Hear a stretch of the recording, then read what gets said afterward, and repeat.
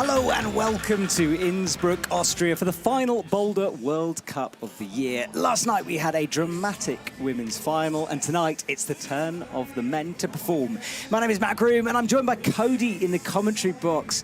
IFSC route setter at this competition. And Cody, someone who's been working very, very hard at the boulders we're about to see. How are you? I'm doing well. Thanks so much for having me, Matt. It is great to have you. And looking at this set of athletes, we're seeing Serato run out now. Are these boulders ready for the men? Oh, I think they're ready. Yeah, we spent a lot of time and energy throughout the week in preparation for this moment. It's really exciting. Absolutely. Well, Jean-Won Chon is waiting backstage. He runs on, and Cody, we were talking just before the broadcast started that we're a bit nervous. This is the last comp of the year, and it feels special, doesn't it? It sure does. I mean, I think also because it's in Innsbruck, I mean, you know, they kind of been saying it all week of like, you know, climbing's coming home, right? So there's definitely the vibe is in the air, the energy has been up, and yeah, it's a little nerve-wracking almost to be sitting here and just watching the show unfold. Absolutely. Well, Nicolas Collin is someone who's going to be feeling nervous. This is his first semi-finals. Best position is 12th. Sorry, first finals. What am I talking about? Sam Avizu as well. His first finals. His best position was 9th before today. And then following him will be Meiichi Narasaki making another finals. And he runs onto the mats.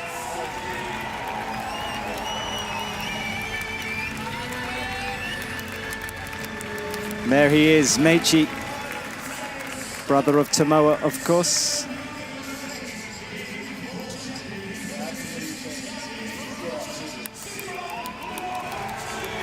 And then Simon Lorenzi is on next. There he is from Belgium. Simon Lorenzi, again, his first finals. And Cody, we were saying how Simon Lorenzi just had one of those mornings today. Man, yeah, he just climbed his heart out. It was so impressive. I mean, just the way he performed on the boulders is just so dominant, and he was feeling so strong throughout the entire event. Yeah, so the athletes leave the stage now. And boulder number one. Now, Cody, talk me through this boulder. Yeah, so boulder number one, the intention here, and you can see what's happening already, facing to the crowd, face out press. 3 marks on the start there on the what will be the climber's left, audience right, and then 1 on the climber's right. Face out press, and then pretty dynamic, powerful move into that 360 sloper jug. Wonderful online observation here. And then from that position, you're going to slowly creep over to the zone, likely take it in a Gaston position, remove that right foot, and then go for a ride. That's a pretty big move. We were testing it earlier today, and we were certainly flying. So after you achieve that hold, you then do this fairly technical and difficult mantle up into that final ghost hold at the right top there. Yeah, ghost hold. Love the name of that. I never actually knew it was called that, presumably because of the color scheme. Yeah, color scheme, and also you don't really know, maybe it's like a little spooky because you don't know, some parts of those holds have dual text, other parts don't.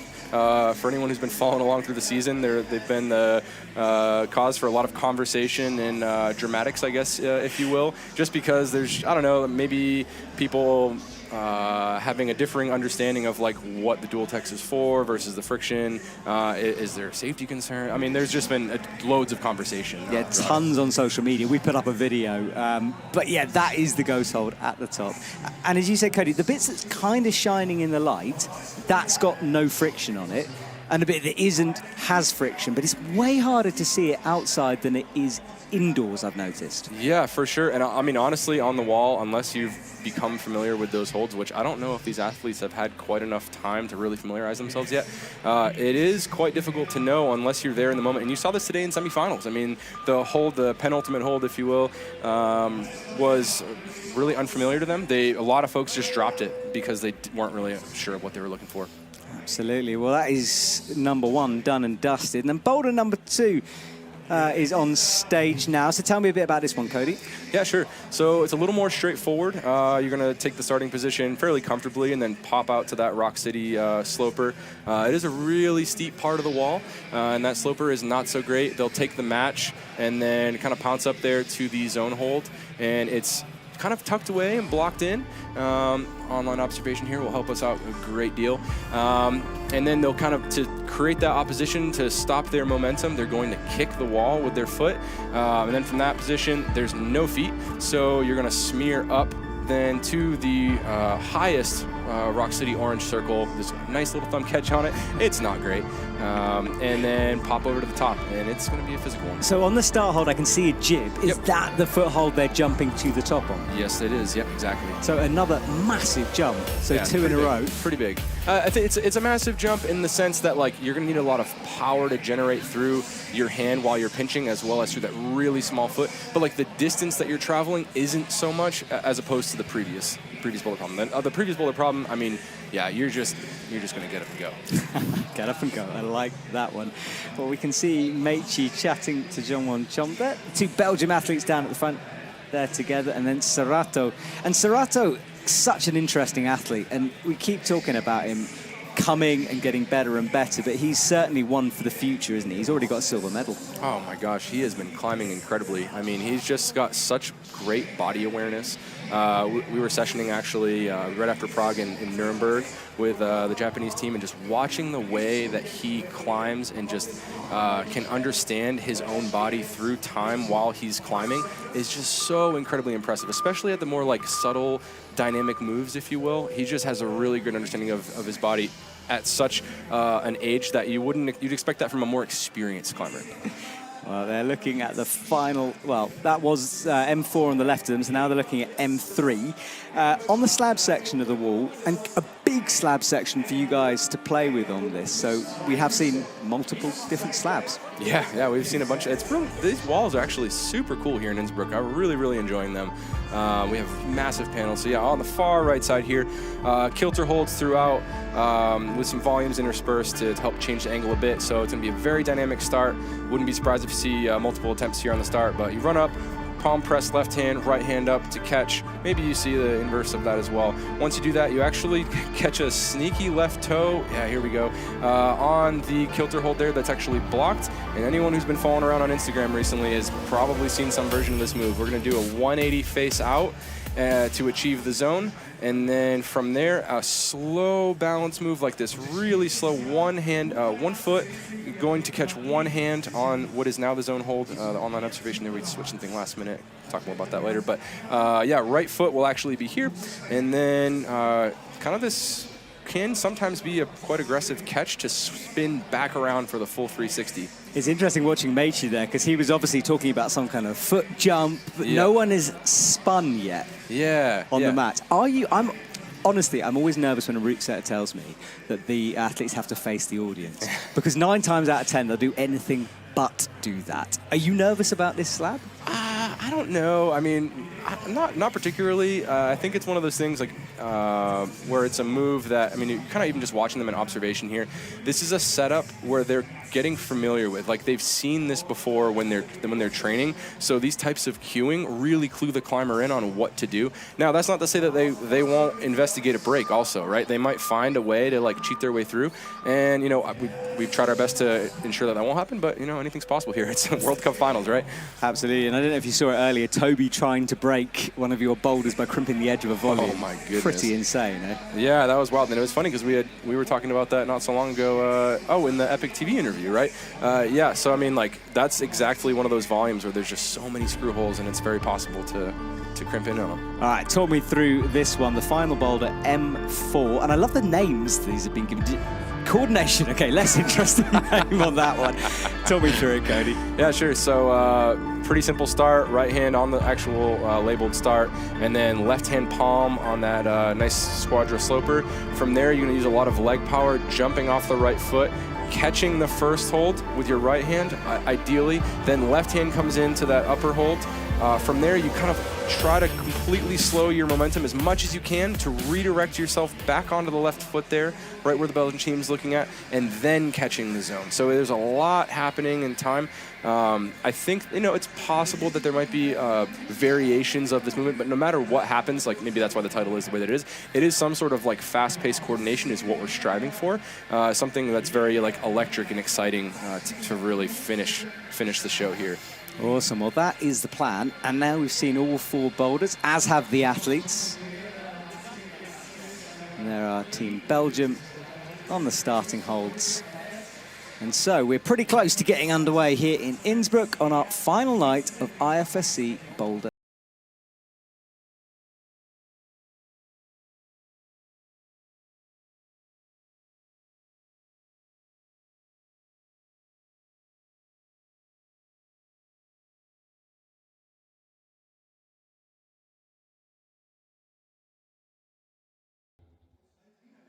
Well, if you're just joining us, welcome to Innsbruck, Austria. This is the men's final for the final Boulder World Cup of 2023. Tomorrow we move on to lead, but we'll leave the endurance until tomorrow because right now it's about power, technicality on that boulder wall. The athletes have observed the boulders. Look at them sneaking another look at M1. Cody, one of my favorite things is watching judges herd off athletes after the time is gone. Did you see the fist bump there between the 2 Belgium athletes as well? Yeah, they're psyched. I mean, we almost saw 3. Like Hannes, if he had topped Boulder number 4, which is shocking that he didn't in finals, and I think it's probably killing him right now because he's known as just like a slab technician. If he had topped that boulder, he would be right here along with his other compatriots. Yeah, I was kind of betting he'd do that boulder, so I lost a lot of money on that one. So Hannes not in the final, but close. And those are the mountains that surround Innsbruck. And I feel like we get more mountainous from now on in the schedule. We go from here to Vila, Para first next week, and then the lead finals competition, then Chamonix, then Briançon. So it's all mountains, so get used to looking at those. Yeah, beautiful. Notice the humidity's up a little bit, and you can kind of feel it in the air. We've been battling conditions a little bit here, just with the rain coming through and then the sun coming out and the rain coming through again. And it's been a little bit of a game. We saw a little rain here in semis. Thankfully, it stayed dry, actually. There wasn't really any rain coming into the wall itself. So, looking forward to finals being nice and dry here as well. Yeah, well, I wanted to chat to you about that because at the beginning of the morning for the semi-final, it was quite cold. It was like 18 degrees. Yeah. And then by the end of the afternoon, it was pretty hot. Again, that's tricky for setters because, I mean, that's a vast range of conditions. Yeah, absolutely. And, we've encountered it here. Honestly, though, less so here than Prague. And if for those folks who were watching the Prague World Cup, I talked about it a little bit there. That was the most drastic I've ever experienced. Here, thankfully, it's been a little bit better. And, a little bit more average, I would say, for your outdoor venue. That lady there with the hat, by the way, a big fan. She made a T-shirt with my face on it talking about my comments that I say all the time, which has made me absolutely paranoid about what I say, but I'm going to ignore that. Turns out I've got some Mattisms going on. Right, the beers are flowing there in the audience. And it is a very educated climbing audience here in Innsbruck. They know it. I mean, this gym is huge, and a lot of them will be climbing here. Absolutely. I mean, the amount of people that are here right now to witness this last Boulder World Cup is so impressive.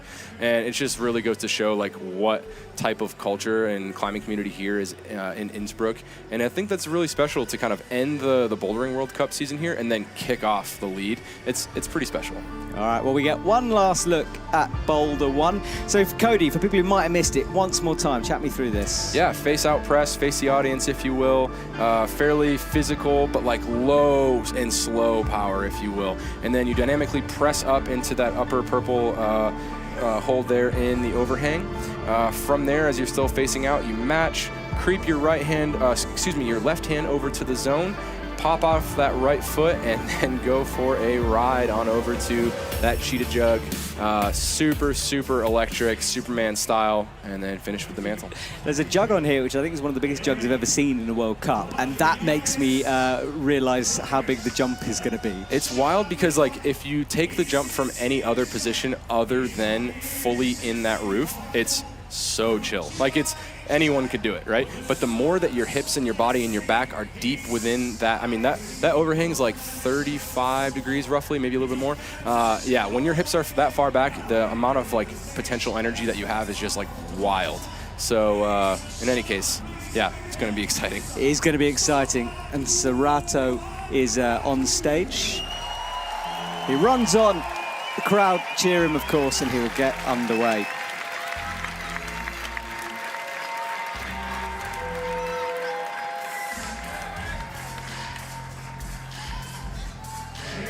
So Serato is on, faces the audience, like he said, presses upwards, and he gets underway into this box.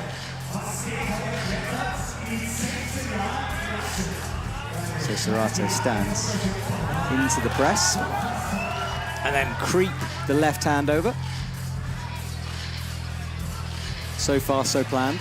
Yeah, so far, so good. Huge jump, look at that, the Superman holds it with the right. But now he has to do this mantle move off that dual tech surface.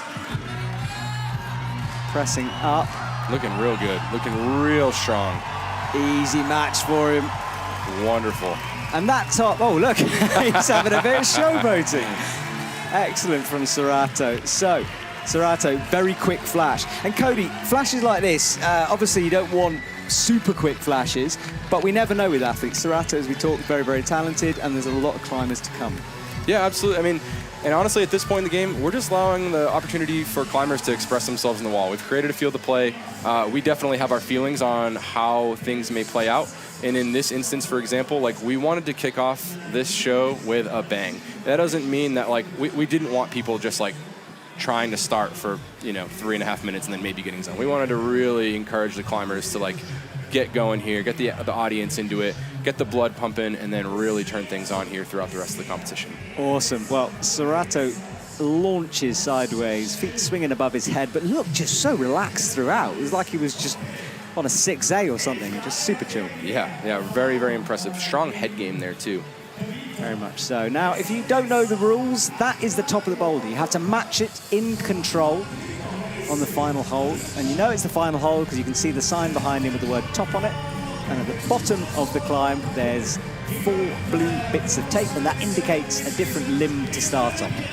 So as we said, the top is the most highest scoring, and there's a zone hold in the middle, which is, again, an opportunity for the athletes to get some points on the board. Right, Jeongwon Chon is on from Korea. What a season that man is having, eh? Incredible from him. He was 16th in Brixton, 16th in Prague, 14th in Salt Lake, 3rd in Seoul, and 6th in Hachiochi. So it's good to see him back in a finals position after a bit of a break. Absolutely, absolutely. That's what he does here. So Jeongwon into the box. Slightly less comfortable than Serato was. Oh. And that will be the starting position. He gets stood up. He's eyeing it down. He really is. Falls up. I could feel the abs. I could feel the core tighten there. Yeah, and lots of lower back as well through there to keep that tension through that steep zone. Now a swing and a jump for Jeongwon. Watch as he goes sideways. Catches the swing with one arm. And now foot on the zone hold, and it's a press up. Let's see how he manages this here. He's a little bit bigger than Serato. Up with the toe. Looking good, here. Looking good. Looks comfortable, makes the top. Jeongwon hammers the final hold. That's 2 out of 2. 2 flashes so far. And Jeongwon will say goodbye. And yeah, a lot of heavy breathing from Jeongwon there. And it's interesting because I would imagine that face is one he pulls that we don't usually see. Yeah. He's not facing out. Yeah, absolutely. And look at him here, really getting flexible through that position. Almost loses it when he tries to bring his right hand up there. Thankfully, he was able to keep it together. It'd be really interesting to see the rest of these athletes here because you're seeing how much effort that the first 2 were putting into their flash attempt, and thankfully for them, they managed the top. But if you have to do this boulder in 2 tries or 3 tries, that is extremely taxing. Yeah, good point, actually. So flash is important for this, as much for the scoreboard as their own physicality. They've got to save something. And it is worth remembering, and this is not something any of them will care about right now, but a lot of them will be trying to qualify for the lead tomorrow. Then there's a lead semi-final, then the next day there's a lead final. So if you're one of those talented athletes who are doing both sports, you're going to be pretty tired by the end of Sunday. Absolutely. And I was actually talking to Yanya a little bit earlier for just this exact topic. I was like, how are you preparing for this? And she's like, you know what? It's just mental. It's just a mental game. Like, I know I have to perform here in finals. I have 1 day off, which is today. And then tomorrow it's back to work. And I was like, wow, that's pretty impressive. I guess that's the mentality of a champion. That's really good to know. Yeah, Janja was on fire yesterday. Right, Nicolas Collin comes on from Belgium. First timer out here in a finals. And I mean, what a moment to time your finals run in Innsbruck. This is the competition that everyone wants to win. Absolutely. It's really exciting for him. I'm really happy. He climbed so well this morning, or this afternoon rather. Trying a different method here. Very interesting. Let's see how he performs. Yeah, if he managed to get gold, that would be a national record for Belgium. Oh, and just slipping off. So it looks like he tried the cheat there, which, I mean, hey, more power to him. If you can manage that, you save a ton of energy. Before you told me about this boulder, the way he did it's the way I thought you started. Okay. Like I came over and touched that hold in that position, and then you came over and were like, no, facing the audience. So it was interesting that he gave that a go. And it's fair because every little bit of effort counts. Oh, and look at that shoulder stability. He just saved that. That was incredible. Super, super impressive there by Nicolas. Yeah, so he presses into the top, latches onto the zone with the left hand, and now brings the right foot up, and a big swing and a catch. Look at the scorpion of his feet. Really cool to see. I tell you what, I reckon, and I can see most of the photographers gathering on the left of the wall to get that moment. They're trying a little bit different method here with the heel hook high. Harder rock over, it looks like. A little bit. I think he's going to manage. There's a lot of space there in between the wall. Well, he's got one hand on the final hold. Now two. It's another top, but in 2 attempts because of that initial slip, and that will push him down the rankings a little. And I think that's, he's going to be a little bit frustrated probably about that because I think that just comes with experience, like he knows the beta here. He knows, all the athletes had observation. They saw, they talked that this was face out. He tried to get a little cheeky, and it cost him an attempt. And in a boulder like this, where it's, going to be more about executing quickly and efficiently, every attempt matters. He nearly dropped that jug, actually. Look at the feet. The slow motion, honestly, has been incredible this week. And yeah, and what's going to be interesting is the fact that Nicolas and Simon would have read that boulder together. So it's going to be fascinating to see whether Simon faces the same way as Nicolas does at the beginning, which could, again, cost him an attempt. Fair point. So we'll wait for that. Sam Avizu is out next. And this was him bumping his way up the wall into the final hold. And Nicolas comes down, has a little flop onto the mats. The next athlete out will be Sam Avizu from France. His first finals as well.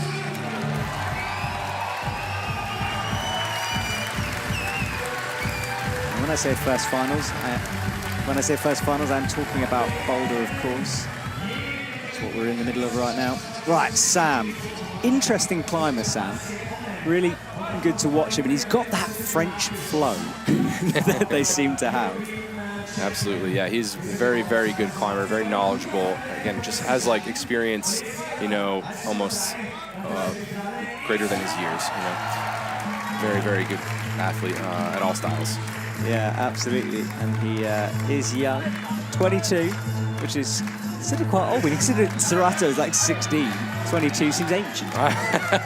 Oh, but he misses the jump. Drops the jump, and he is very, very physical climber. I mean, he topped some boulders in semis that this is fairly surprising, actually, that he missed this jump.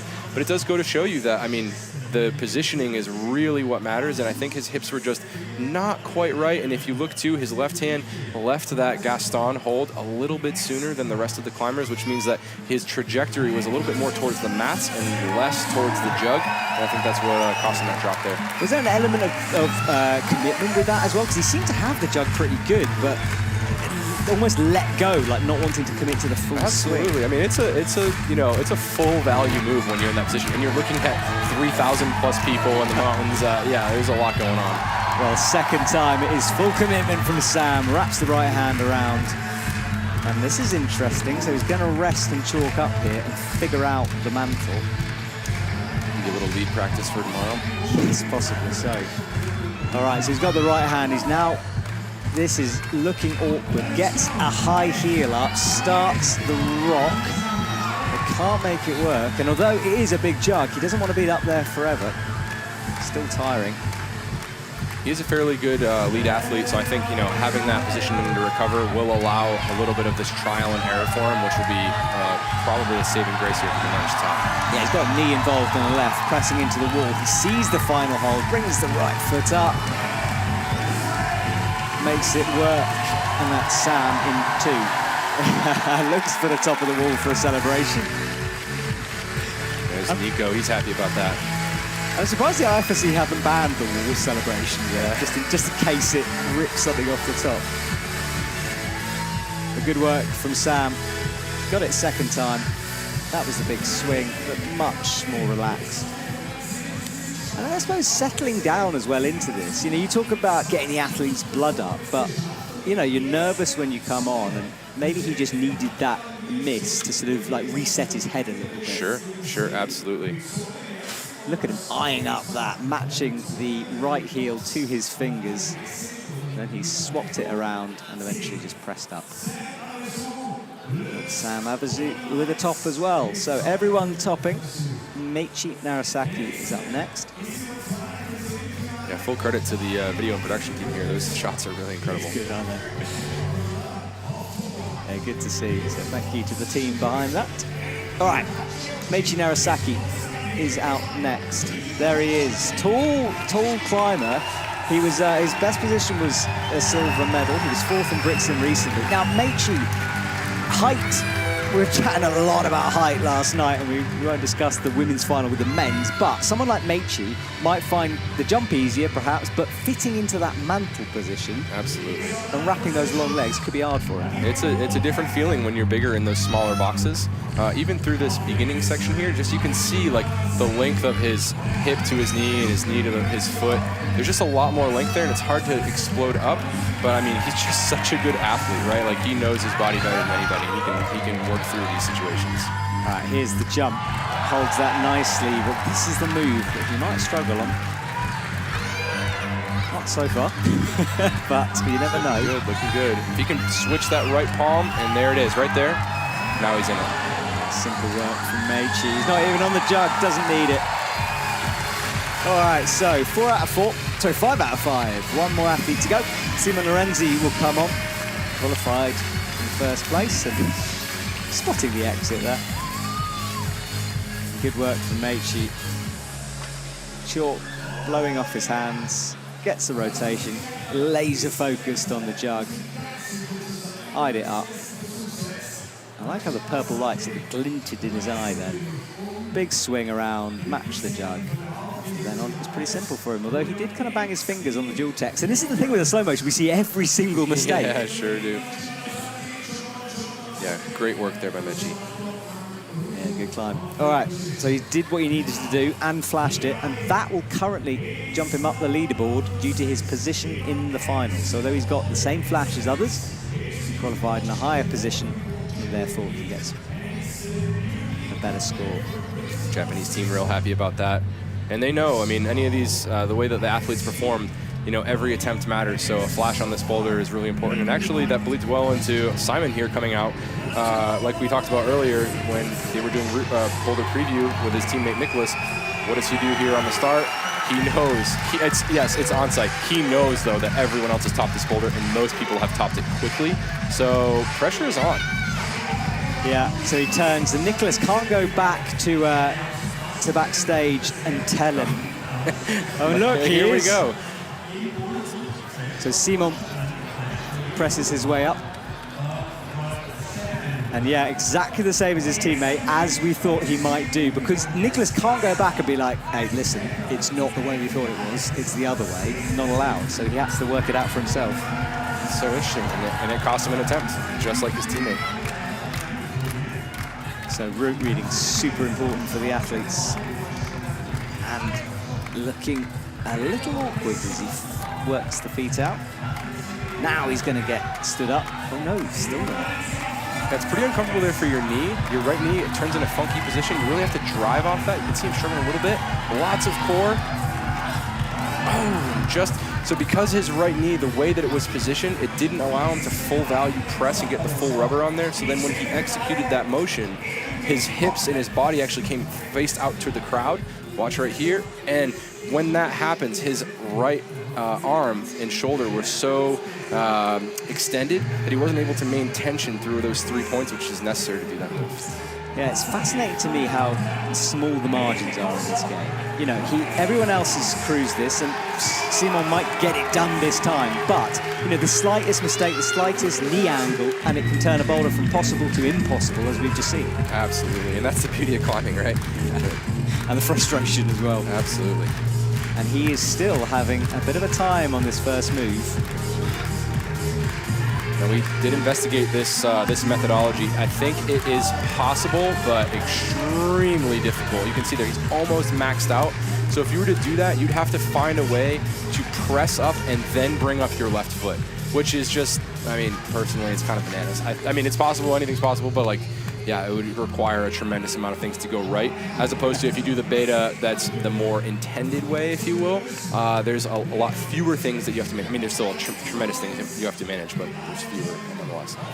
Yeah, so this is going to start playing into his head. He's obviously come out in first position, in the best position, and struggling with the boulder. And he knows everyone else sent it super quick. So he must be thinking, I'm doing something fundamentally wrong here, which is hard for him to get his head around. So now he's going back to the original with that knee. Yeah, absolutely. So if he can press a little bit more, not on his toe, but through the center of his foot. There it is, right? Oh, just dropping it. So his foot was in a better position that time. His knee, though, still kind of cocked out, not in the great position. So tricky stuff right at the very end. And it's so nice to have a route setter up here talking through some of these moves. It really is, because often we're half, not guessing because I chat it through with you guys, but you know, we're trying to figure out if it's wrong, if it's right, if the athletes are just too good on the night, or if you've made a mistake. So this is one of the reasons I like you being here. Appreciate you having me. Yeah, anytime. All right, so he gets stood up again. So you can see the center of his foot there. Oh, and it's just his trajectory is getting better each time, but his hips are coming out too soon. So he has to actually, it's a counterintuitive because you feel the wall actually on your mid-back, and that feels like it's kicking you out, but you have to maintain that pressure vertically up, and it seems like you're gonna like knock your head into the wall almost. But you need to maintain that trajectory to really get all of the force driving through your shoulder to stop. And even that time, he's targeting a little bit too far to his right, our left. All right, so we see our first non-top of the competition, and after that coach there, that was the whole kind of shrug. So very, very tricky as we watch a replay of this. So he was never quite set in the right position.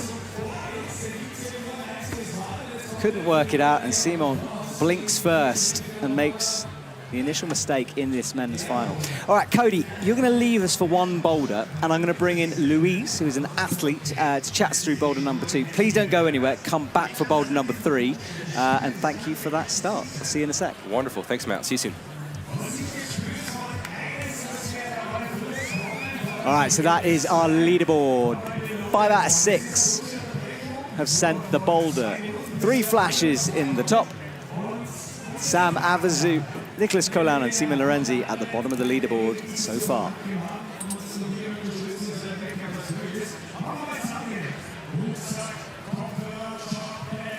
All right, so we're watching some replays here, and it's time to introduce Louise. How are you doing? How's things? Well, it's exciting to have you. And just quickly while we watch this, tell us about you. So, member of Team GB.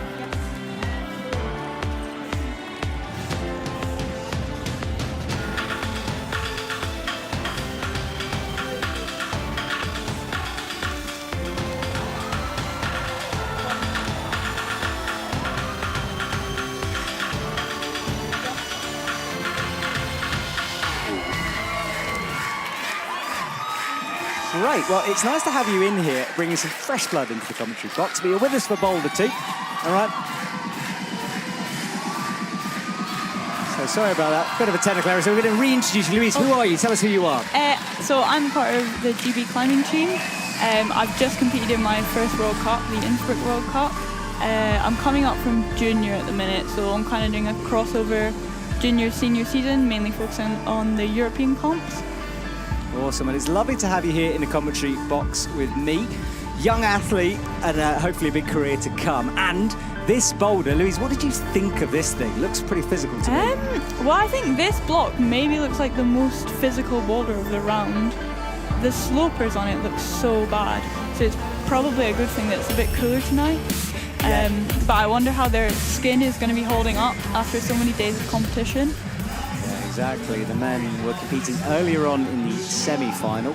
And that is the final hold. You can see the jib on top of the black volume. That's the top, and that's what will be jumping. And Serato, another young athlete coming up, someone that at 16 is pretty incredible what he's currently doing. Oh, it's so inspiring.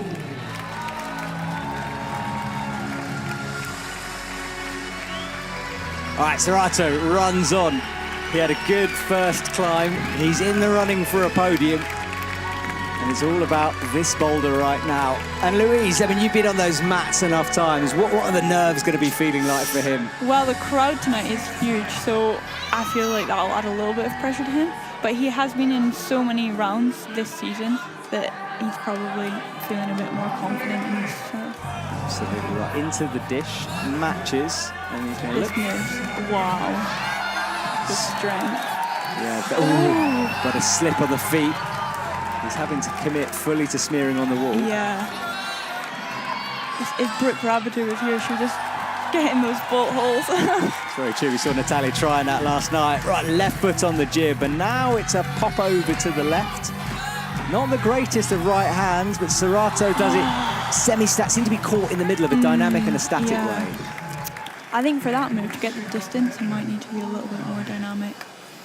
Yeah, you could see him sort of wanting to creep. Let's have a look at this. He tried to rock over and then at the last minute went for the jump. I guess the foothold is so bad.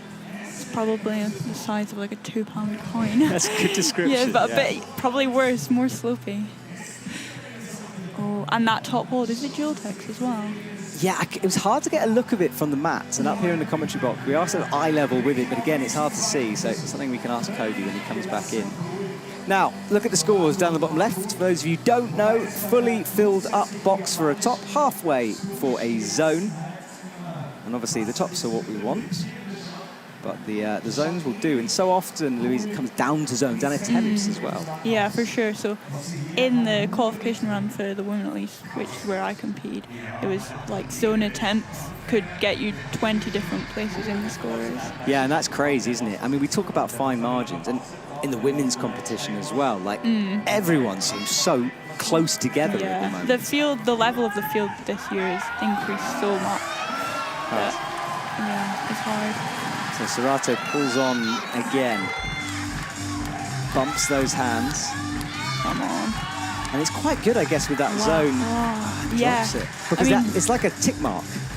Yeah, the tape actually, that must help. Because they are going to it blind, they won't be able to see where they need to reach to, which does mean that if they go dynamically, it is a bigger risk. All right, so Serato goes again, bumps his hands over the dish. Hits it this time. And then this was a smear that scared us. Nice. I hadn't noticed that pinch before, so he's got his right thumb pressed into a jib. And now he is going for a more dynamic top. Yes. Very well executed. Yeah, eyed it up. And Louise, how easy it is, after that first go where he kind of was stuck between two minds, how hard is it to reset and commit to a different beta like that? I think if you're an experienced competitor, although he's only 16, probably is, I think then he'll have the confidence to know which way feels right for him. But especially if you know that you're a top behind the other competitors, it can be a bit stressful. Yeah, and Simon, who's going to come later on, he didn't do that first boulder. So for him, this boulder, huge amounts of pressure heaped on. Yeah, now that Serato's topped, it's probably key. Absolutely. Yeah, I do think that is dual texture. Yeah, there's a bit, the top, where he's going on the top, I think that's got friction. text, yeah. So Serato, chilled as he always is, a young man who doesn't really seem to get phased by the biggest of stages. Okay, up next, Jean Chon, and again, an athlete you must have watched for a long time competing on the stage. Sure. And his experience will probably give him the confidence if he does fall to know what to do the next time. All right, Jean returns to face the boulder. Has a little reminder of what he has to do. And then he will get underway. And I think that's that experience thing. He's just taking a couple more seconds to remind himself rather than rushing the moment. Yeah. So, especially at the minute when a lot of the guys have top Boulder won, it could come down to attempts, so they do want to be careful. yeah, it's a good point, and very, very important that he gets this done quickly. If he can flash it, it would help the score. Let's see, but it's around Slightly the corner. different method. Yeah, he's starting to swing. Yeah, when I read this boulder, I did think it would be more of a dynamic foot stab, but with there not being any foothold, your foot is going to have to hit at the perfect angle, otherwise it'll just slip, which is kind of what happened to John Won there. Yeah, and I guess it's doing it that wild of a swing like he was doing, trying to drive that much momentum. It means there's a big margin for error going on. And that sloper at that angle is going to be hard to generate. Yeah, and it's hard to describe. Sometimes these athletes, and you yourself, of course, make stuff look like that look easy, whereas mere mortals, we would struggle. For sure. I think I would definitely struggle on that. Right, Zhongwon has another look. 2 minutes 37 on the clock, plenty of time. And remember, as Cody said, things start to ramp up from Boulder 1. So although we saw quite a few tops, from now onwards things get tougher, and already we're seeing a bit more fight, a bit more struggle. Yeah. Oh, it's not a good hold. No, he touched it, maybe wanting to use it, but now he is going much, much more dynamically than Serato did, which could be not ideal. yeah, well, one of Serato's strengths is his sticky hands. He just seems to like onto surfaces. That's a technical term, actually. But Zhongwon had to generate a bit of power. He seemed to not be able to hold the left as much and reach statically around the corner. There's a replay of that. If John Won does stick it dynamically, then he might have a bit more energy for the top, which would be good. It would be good. Well, we'll have to see what happens for Zhongwon. He's got a minute and a half left. And it's so far a question of who is going to blink first, who's going to make the first mistake. It was Simon on boulder number 1 who couldn't find the answer. Is it going to be Zhongwon on boulder number 2? Oh, it's tense. It's always there. Seriously, the most stressful place to watch a comp is in the commentary box. I promise you. We feel everything they're going through. All right, Zhongwon is out. Different method. Kicks the right foot through. And he's wanting to do it a bit more statically, isn't he? But starts to swing. And because it is, he won't be able to see where his hand needs to go, and there's no foothold. It's so hard. Absolutely, really tricky. Korean coach looking on with a concerned face. He'll want Zhongwon to unlock this. Let's see where he's hit. He's missing. Yeah. So he's gone past it. He's got the distance, just not the accuracy. And it's quite clever because the route setters have managed to block it without using a blocker, because the wall acts like a blocker if you go too far. Zhongwon pulls on. Once more, he's probably got one more go on this, maybe 2 if he's quick.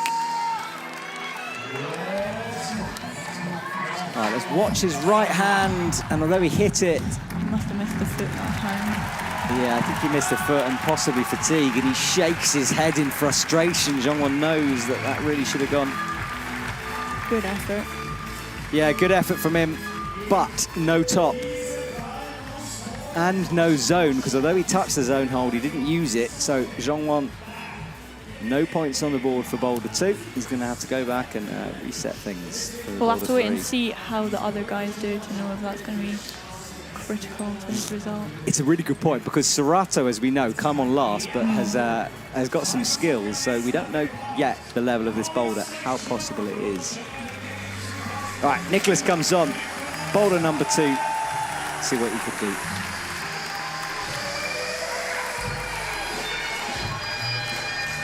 All right, so Nicholas has a look up. Tries to figure this out before he gets climbing. He's 25, been on the circuit for a while. Last comp, 53rd in Brixton. Brixton's in London, not that one. Nicholas crosses. Ooh. I get the cross idea, because if you've got the left over, then you can unwind into the right hold easier. I think it would be, if you do unwind, it might be a challenge to get that right foot out and stab. Yeah, true. And you But- could see his body's kind of peeling away from Yeah. the wall when he does that. It's a bad hold. And I wonder if, as more of the guys get on it, if that hold will get more and more sweaty. Yeah, it might do. It's fairly humid, and on my left, I'm looking behind the stadium, and I can see some big old grey clouds starting to roll in. If it rains, that humidity is going to go up. But we'll see. Not happening at the moment. Nicholas, what will he do this time? He wants to get a left foot, and that's why the route setters have blocked that first hand hold. Oh. Tried, like, to go as a 1-2 there. I think that would make it very physical. But it could work. You never know. Yeah, we do never know. Athletes break stuff sometimes, and he had it pretty well.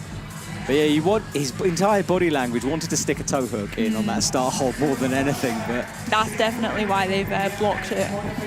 yeah, it would have certainly changed the move. I really want him to top this boulder because it does match his K-tape. It's true, yeah, matching that. Yeah, that K-tape there, probably for injury prevention more than anything else. Someone's just strapping up, you've got a niggle. Is he competing in the league tomorrow, do you know? I have no, honestly, I haven't even looked at the league Yeah. competition yet. I've been too deeply involved in this boulder. When are you climbing tomorrow, do you know yet? I'm just doing the bouldering event. Okay, so you're done now. Yeah, so I've finished. I'll be here, but I will be staying in Innsbruck for the lead event and watching that. Bit of training in the Eclair Centre? Yeah, so I've been training today and I think the wall shut tomorrow, but on Sunday I should get in a good session. Awesome, yeah, it's Sunday's finals. It'll take place at 7:20, so a bit of time off for a few of us. Right, For any of the boys doing the lead, it is going to be hard. Like warm up tomorrow opens in 10 hours, so it's for their skin more than anything. I hope it's okay. All right, Nicholas is trying something That pretty is crazy. wild, isn't he? Oh. So he's struggling. I don't know what he was trying to do. Maybe toe hook the Yeah. jib, but it's kind of one of those like last goes before you commit to the actual beta sort of thing, because he brought the right up and then, yeah, I mean, he's a good climber, but I think that might be a step too far. Oh, I see. He's trying to go toe first to the zone. It could work. I don't know if his foot would be able to fit in the gap between the wall and the hold, but it might work for someone. He touched the very bottom of it, but I mean, to go feet first is... That method just looks crazy. Yeah, and it's such a slopey hold he's going off. You know, horizontal on a sloper is... If he does stick the hold, he'll have to compress so hard. Come on.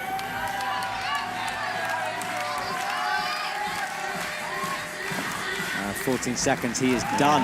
So another no top. So Serato suddenly looking pretty impressive with his quick send of that boulder.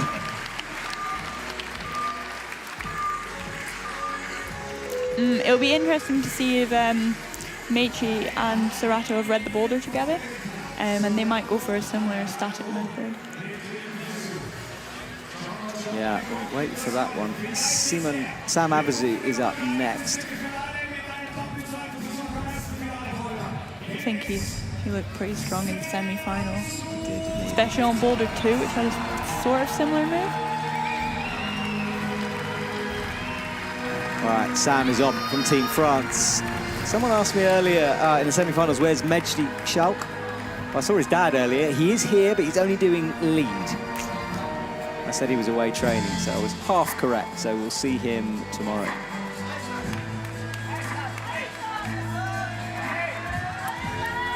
Let's see what Sam Abasu can do. Is he going for the toe hook? No. I think he thought about it. Yeah, it did look like it. Brush has come in from the right. So he had the right foot on. Yeah, I think he's definitely thinking about it. But then tried to bring it, unless he was just getting as sideways as possible to bring the hand through. Coming into it. Well, that's the sloper that they're all touching. I wonder if it is completely symmetrical, because they do seem to favour the left-hand side.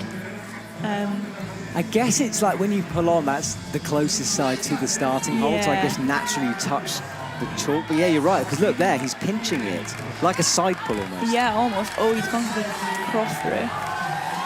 Oh, so strong. So that was almost like what Serato did, but just didn't quite get the reach. Yeah, that unwind, insane. Well, he's got his hand on his hips. He's trying to figure this out. He's done 2 attempts on this so far. That was the cross. You can see him shaking. Yeah.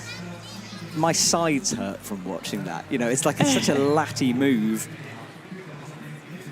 As he comes out, got no feet, and just needs to try to almost lock off that left arm on a one-armer. So Sam, with a puzzled look on his face.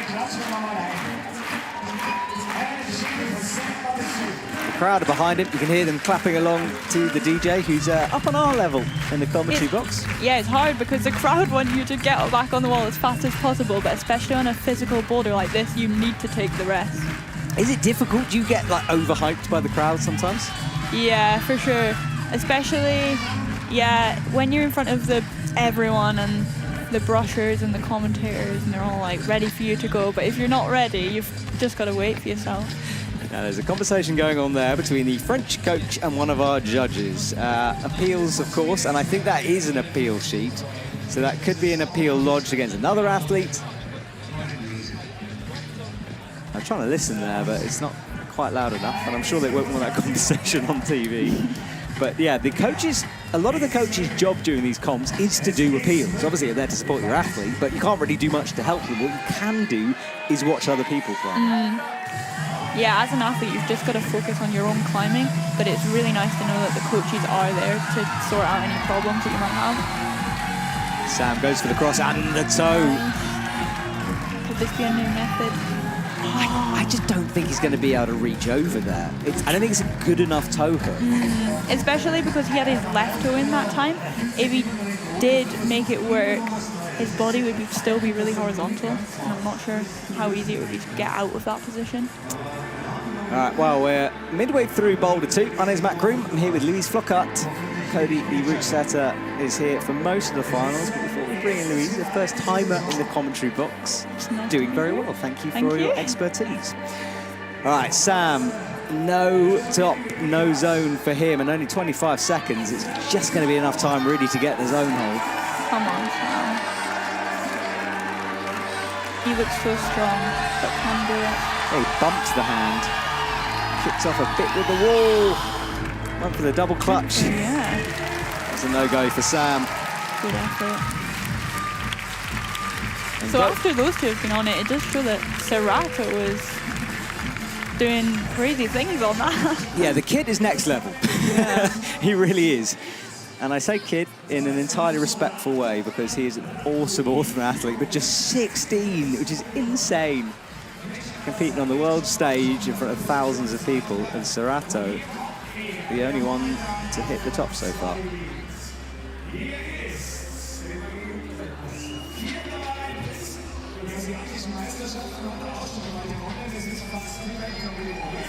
Meichi is on 24, tall, 188 centimeters, but so flexible with that height. He can bend himself into odd positions on the wall.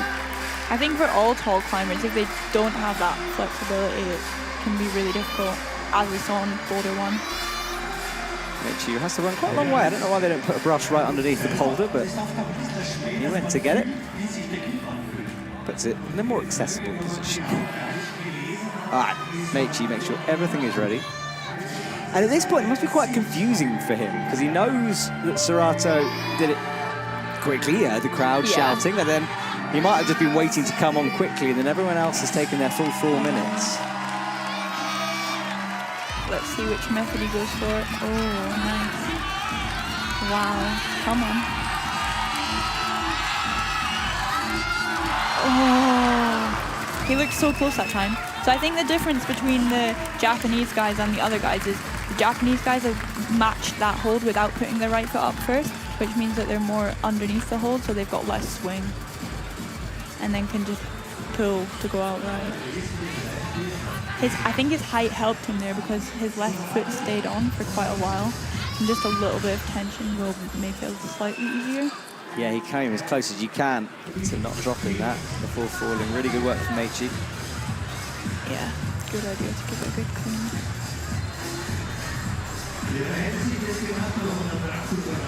Right, Mechi rests with 2.5 minutes to go. That's the tape on his, I think it's the left leg. Just have a look there. Yeah, left leg. And again, more K-tape, and it's a physical week. It is a physical week, and not just a physical week. This is the third World Cup in a row. Yeah, I know. We have gone back-to-back, Prague, Brixen, and then Innsbruck. But the athletes will get a break next week. As I said, just the para first in Vila. Right, Mechi will struggling on the sloper. It would be interesting to ask the route setters if they have dropped the level slightly because of the expected fatigue at this competition. Yeah, it's a good question. I'll ask Cody when he comes back in. I doubt it. Yeah. Just because, like, we don't want to see a flash fest. Yeah. And it's risky. But yeah, they must take it into consideration because you're right. Third week in a row, everyone's feeling it a bit. And particularly the skin as well. It is nice to have some crimps which don't rely on the friction in case they do have tape on. Mechi going again. Oh. Do you have any skin farming techniques? Hands in plastic really. bags and all that? I'm actually very lucky with my skin genetics, and I've only gone through twice in my whole life. Really? Yeah. Oh my goodness. Which is probably far, far less than the average comp climber who goes through every week. But yeah. We see bleeding like, tips everywhere usually. Yeah. Maybe I'm less sweaty than normal. I get split tips in winter particularly. I say it's the Scottishness. You can't get sweaty in Scotland. Yeah. It's too cold. Mechi. And I say that because I'm quite Scottish, so I'm allowed to insult Scotland. Mechi pulling on again underneath, up to the sloper. Come on. Using that left toe, scrubbing against the walls, clever to get himself sort of established, but that was another slip, and he looked straight down at his right hand. And he's definitely switched from trying the static method to a much more dynamic way. I don't know if maybe he just feels like he's got no strength for the method that Serato did. Oh, he goes for the toe hook, so that's why the route setters put that blocker in, and for a second I thought he was going to make it work, but no go for Mechi. All right, well, we haven't seen a top since Serato, and Simon Lorenzi needs a top here because he dropped the first boulder, which was very climbable. He did look super strong in the semi-final round, so hopefully he can bring that back on this round, on this block. Sorry. Yeah, and it's something we see sometimes when an athlete not overperforms, but I mean, Simon's never made a final for Boulder. He did all the boulders, which is more than anyone else, and you know, that might have taken a lot out of him, but we'll see. Maybe he's settled down after boulder number one, where he looked a little bit nervous to me. Yeah, and it would be great if he could get his top, because after his semi-final performance, he does kind of deserve a medal. Absolutely. It's whether he can bring it home. My favourite thing about Team Belgium is I know Chloe Collier is somewhere in the audience screaming her heart out for these athletes. Chloe, part of Team Belgium, and always super supportive. Come on. Powerful lock-off and a bump. It looked good, though. It does look good. He looked super strong on that first move. Let's have a replay of it. Went out, had his fingers fully wrapped around, but couldn't really engage and bring them in. I think if he sticks with this method, has a good rest, sticks with this method, that's probably his best chance of getting that. Slow-mo, I don't know what you call that sound. I nearly made the sound on air. I'm glad, but I thought it was... yeah, lips blowing as he cleans that sloper off. See how filled up with chalk it gets between each bit. They're pretty much brushing it every round, every go. Yeah. With a hold like that, you've got to. And it forces you to take a bit of a longer rest, which you kind of need anyway. I'm used to 4-minute boulders from the junior competitions. They're generally 4 minutes, and to have 5 minutes at the World Cup, it was like luxurious. I had so much time, but from that I understood why people bring out a water bottle with them, just to stop for a bit. Yeah, that's so quite helpful. a new thing. I haven't really seen that before Yeah. this season. It's a smart idea, and yeah, as you're right, because taking that sip of water just allows you to stop, forces you to. That is the hole. Nothing really on it. It's just a vertical surface, friction of course, and then the thumb that you can bring in on the no-tech surface is less grippy. Yeah, and he's just had the one attempt. And then One attempt probably so 2 far. minutes rest, which is probably what he needs. Yeah, he makes it look like it isn't taking any effort, but it's full on. Even that alone, that one armor. And you can see it's like and I've seen a lot of this on this boulder. The first go tends to be the best go. Maybe the friction's better, they're fresher. Very fine margins. He just, yeah. It almost looked like he matched his left hand on top of his right hand. Just a tiny bit. And sometimes we see that when you need to do it, when there's not enough space perhaps. But with that hole, I think you want as much skin on that surface as possible. That's liquid chalk, for those of you who don't know, and you can see he's just putting it on the very tips of his fingers. Liquid chalk is good against fighting against humidity. The disadvantage is it takes a couple more seconds to dry, and that's what he's doing there. He's waving his hands in the air to try to make it dry. I reckon he'll give it one more good attempt. They look nervous. Yeah, I'm nervous for them. Look, they stand out in the bright yellow as well. That's the coach area down the front. That's where the coaches go, and in front of that's the media, and the audience is behind them. Simon does look very composed though, which is nice to see because he will know that he's down a block. I guess at this point, he's got nothing to lose. Right hand firing off. And the problem with waiting that long is if you make, not a mistake, but if you slip off like that, he's now, look at the time ticking down. He's definitely got time for the zone, but the top will be together. Oh no, come on. 10 seconds to get the zone. No, it's not going to work. So, just Serato getting it done. Wow. And that puts him in a great position leading into the final two boulders. It really does. Well, Louise, listen, I know that we brought you in for a boulder because we're sort of seeing if you liked being in the commentary box. Yeah. And it's lovely to have you, so thank you so much. I've enjoyed being here. It's been great. Let's come back in the future when we got more time, do some more talking to us, and best of luck. Are you doing any more of the lead or just? No, so my next international is probably Youth World Championships, but I've got British Bouldering Championships in 2 weeks. Awesome. Well, best of luck for that. Good luck in Korea. Hope it goes well, and we'll talk very soon. Thank you.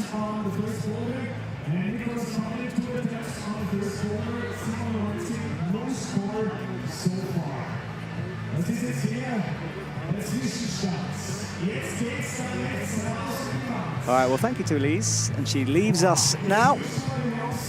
And we watch some replays of this boulder, and returning to the box, and I think he's probably have some things to say about that is Cody, the route setter, as we watch some replays of that moment. So, Cody, you watched those boulders. What did you think? Serato made it look very easy. Everyone else struggling. Oh, that was so impressive watching Serato just cruise up that boulder problem. It just really displayed his ability and his physical fitness in a time like this. And, you know, I'm sure the crowd was holding their breath just as much as I was, and maybe folks at home like, oh no, like, is this boulder just like far too easy?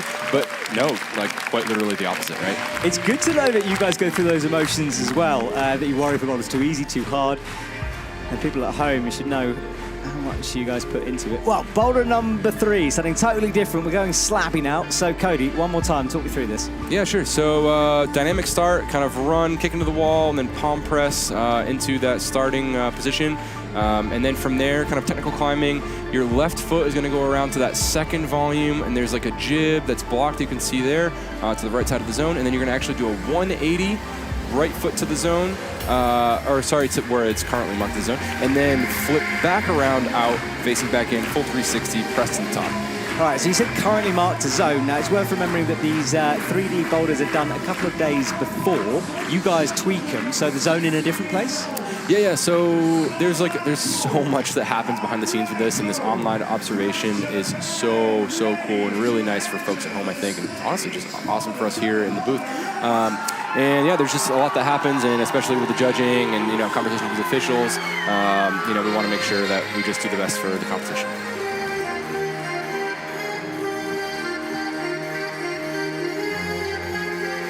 Right, if you're just joining us, welcome to Innsbruck.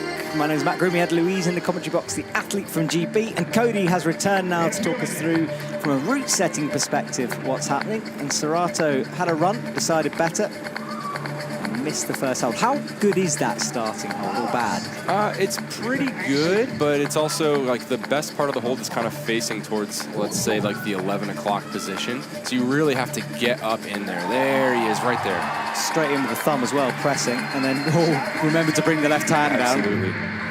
And now this move, this is the twisty move.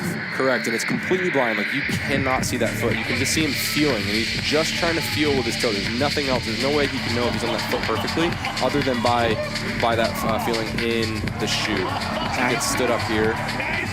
So is this where you'd spin? Yep, left shoulder into the wall, if he's going to do the method that we anticipated. Now, anything can happen. And there it goes. Yep, so he's feeling this. It's like so delicate. Instinct, because this is an unnatural thing to do, but he has worked it out, and now he's going to stand like a ballerina on one leg and dance his way down towards the blind jib, which is especially mean, Cody. Why did you do that? But he's in. The jib's meant to help, Matt. It actually does help with quite a bit. So he's chilling right now. Let's see how he manages the zone here. And it's another rotation back. Interesting.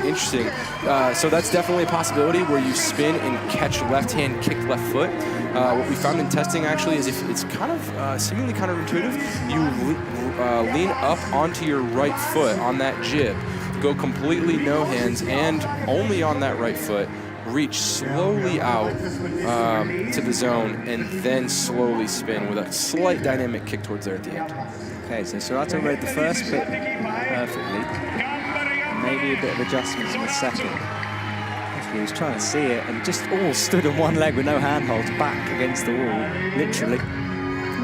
So cool that Serato's in a position right now where if he just tops this boulder, he gets gold. I hadn't even noticed that. We've gone so quickly. Yeah, so Serato, this could be, and it would be his first gold.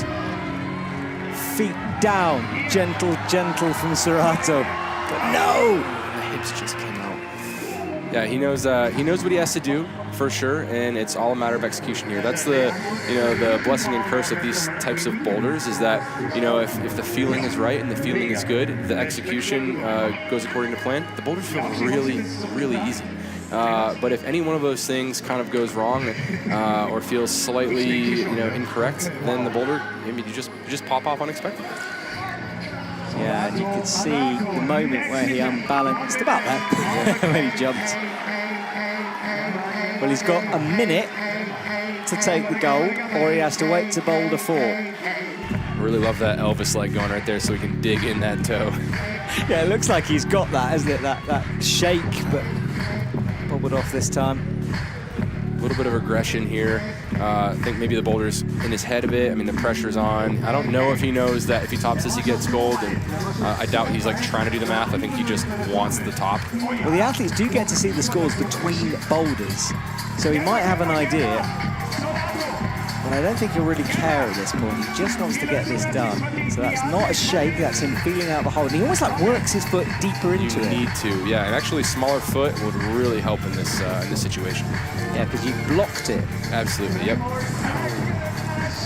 So the trauma continues. We're not got a medalist yet. Serato, for the first time, doesn't get the zone or the top.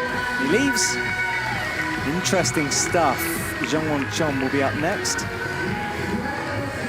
And if I can just give a shout out to the route setting team and everyone here, the Austrian Federation, everyone here in Innsbruck. They've just been so wonderful. I know all the route setting team wanted to wish their families, just like well wishes and that we all miss you. And I know I got a message just a moment ago from Tomasz Alexi to pass on the well wishes to his family because I know they're watching at home right now. But that goes for all of us. I know we all have loved ones who we've all traveled far and wide, and we spend a lot of time and energy here. And even just text messaging or calling sometimes can be difficult. So we love you all, we miss you all, and we'll see you real soon. Bring up the route setting crew and everyone else. And the athletes, of course, as well. They're on the road for a long time. Being European, this part of the competition is wonderful. But if you're from Canada, Japan, somewhere further afield, USA, it's full on. Life on the road, on the circuit, and competing for glory. All right, Zhongwon. He's currently sitting in bronze medal position. Oof. Oh, goodness. Chest thudding against the wall. Adjust the angle of the run. Really important. I hate running on boulder pads. It's the worst. Yeah, you end up just dipping down so much. You really have to consider like how much, right when you're about to jump through, how much pressure you're going to push through the mats. And all mats are different. Not just you, but the pads themselves. Terrible, Terrible. That's pretty bad. All right, no more of that. Yeah, but you are right. It's hard to spring that last jump. Now, will Zhongwon read this? He's trying to fit the left foot in. It's so sneaky, it's so finicky, and when you get it right, I'll be honest, you don't feel like you have it right. It just feels just very improbable, and you're trusting so much of this blocked foot that you just have to go with it sometimes. Looks like he's trying to sneak a heel in. Really, really cool. Talk about trusting it. Really, I mean, if he breathes, that heel's falling off. He's got to be so delicate. wow. And he crosses through. I bet you didn't. Did you try that? No, I mean, we tried it, but we didn't succeed. And I don't know, Zhongwon may be feeling the same way. And part of the reason that we chose the holds that we did here, so these are all kilter dual tex holds. As you saw, the reason his foot slipped is that he had no traction. That dual texture surface, just a bit too slippery for the outside of his right foot there. And there was no purchase, so it kind of just threw him out of position. Yeah, it really did. I can't believe he was. I was watching that left foot like a hawk, waiting for it to go. But I can't believe he made the cross through, but nothing to stand on apart from that, and then the second touch that he's got. Absolutely. But what a move! I really enjoyed that. It's pretty exciting. And the next part of the move actually too is really enjoyable as well. So hopefully we can see someone do that here soon. So left foot on. What a party is going on here in Innsbruck. The music is nuts. People are crazy. And he commits to the heel again. Face. Oh, he squats right. This is. So he's trying to crimp the top of the volume here. And that doesn't work for Zhongwon. And the thing is, the Japanese have obviously read this together. Serato immediately faced out. Zhongwon not reading it the same way, and he hasn't even tried it yet, so maybe not seeing it. Maybe not, and I'd also, Matt, I venture to guess that he may know what he has to do, but also the positioning and everything that it takes to do and execute the move appropriately just requires a tremendous amount of effort. So sometimes athletes will choose to do something that may cost them more physical strength at the benefit of reduced risk. And so that's a lot of times when you'll see these like really egregious beta breaks, like for example, Aimori in women's semis, like just this bananas like bolt hole screw hole crimping, right? The physical cost there is tremendous, but at the reduced risk, and that's just part of the strategy. And sometimes it pays off, and we see those amazing moments like you were talking about. Zhongwon is trying everything as a toe in. Yeah. I mean, yeah, I'm not sure where he'd go once he'd have it in, but why not try? Yeah, for sure. And this is like what I talk about a lot of, just like the climber expressing themselves in the wall. And we've set up a situation, and it's up to them to figure out their way through it. So again, he tries to use the top of the wall, gradually working his way around, but 3 seconds. Look at that! Just one finger. Yeah, he is spent with everything. Now, the problem is, I know the brushes will come and clean that, but the next climber in is going to see chalk on the top of that volume. They might think that's the way forward. Yeah, it's possible. And I would say, though, that like the climbers, they know that typically the route setter's intention is to not crimp on screw holes. So they might think like, oh, someone tried this beta break, and that may factor into their decision making. But hopefully they'll just make the decision that works well for them. Es ist mehr als nur knackig. Nicolas Collins als sixth point. We come down of round 5. The lead position for the next competitor is position number 5 with one top on the first quarter in 2 attempts. So my question to you really, Cody, is at what point are you route setters going to set a boulder using the screw hole? Have you thought about it? No. No? That's like, I feel like I don't have like too many strong stances on things. And like maybe commercially there could be some like cute scenario where that like works out and it's like clever and fun and like playful. If crimping screw holes is playful to you, but like in a competition, I don't know. For me, maybe that's just me. No, it's very interesting. I mean, look, because I joked maybe a year ago that at some point someone will recreate a no-text hold entirely. Next season, we see a mantle in Salt Lake on a totally no-text hold. You know, things do rapidly develop, and obviously we're not going to be using a blank wall, but you wonder how small the holds can go, considering they can crimp a screw hold. It's just interesting. Absolutely. And Nicolas here making the start move after 2 attempts. Eyeing that zone hold before he even has that foot. He looks pretty secure on that. He's going to try to bring that right foot to match into the flat volume. Yeah, so that start hold is fairly good, and then with the volumes, like changing that angle, so that wall angle is at like -2, -3 degrees. So with the volumes there, like they're pretty positive to stand on, but again, it's completely blind. So like you need that stable position to really find that foot and then make this motion up. He's really struggling here. He finds it. He's stood up now, but he's looking down, and to do a foot match on here, it's funny. You being here has made me look at the boulders differently, and I'm looking at all the positions you could stand to try to bring your right foot through, and there's basically nothing because there's no texture on anything. So it's like a clue to the climbers, isn't it, that you don't do that.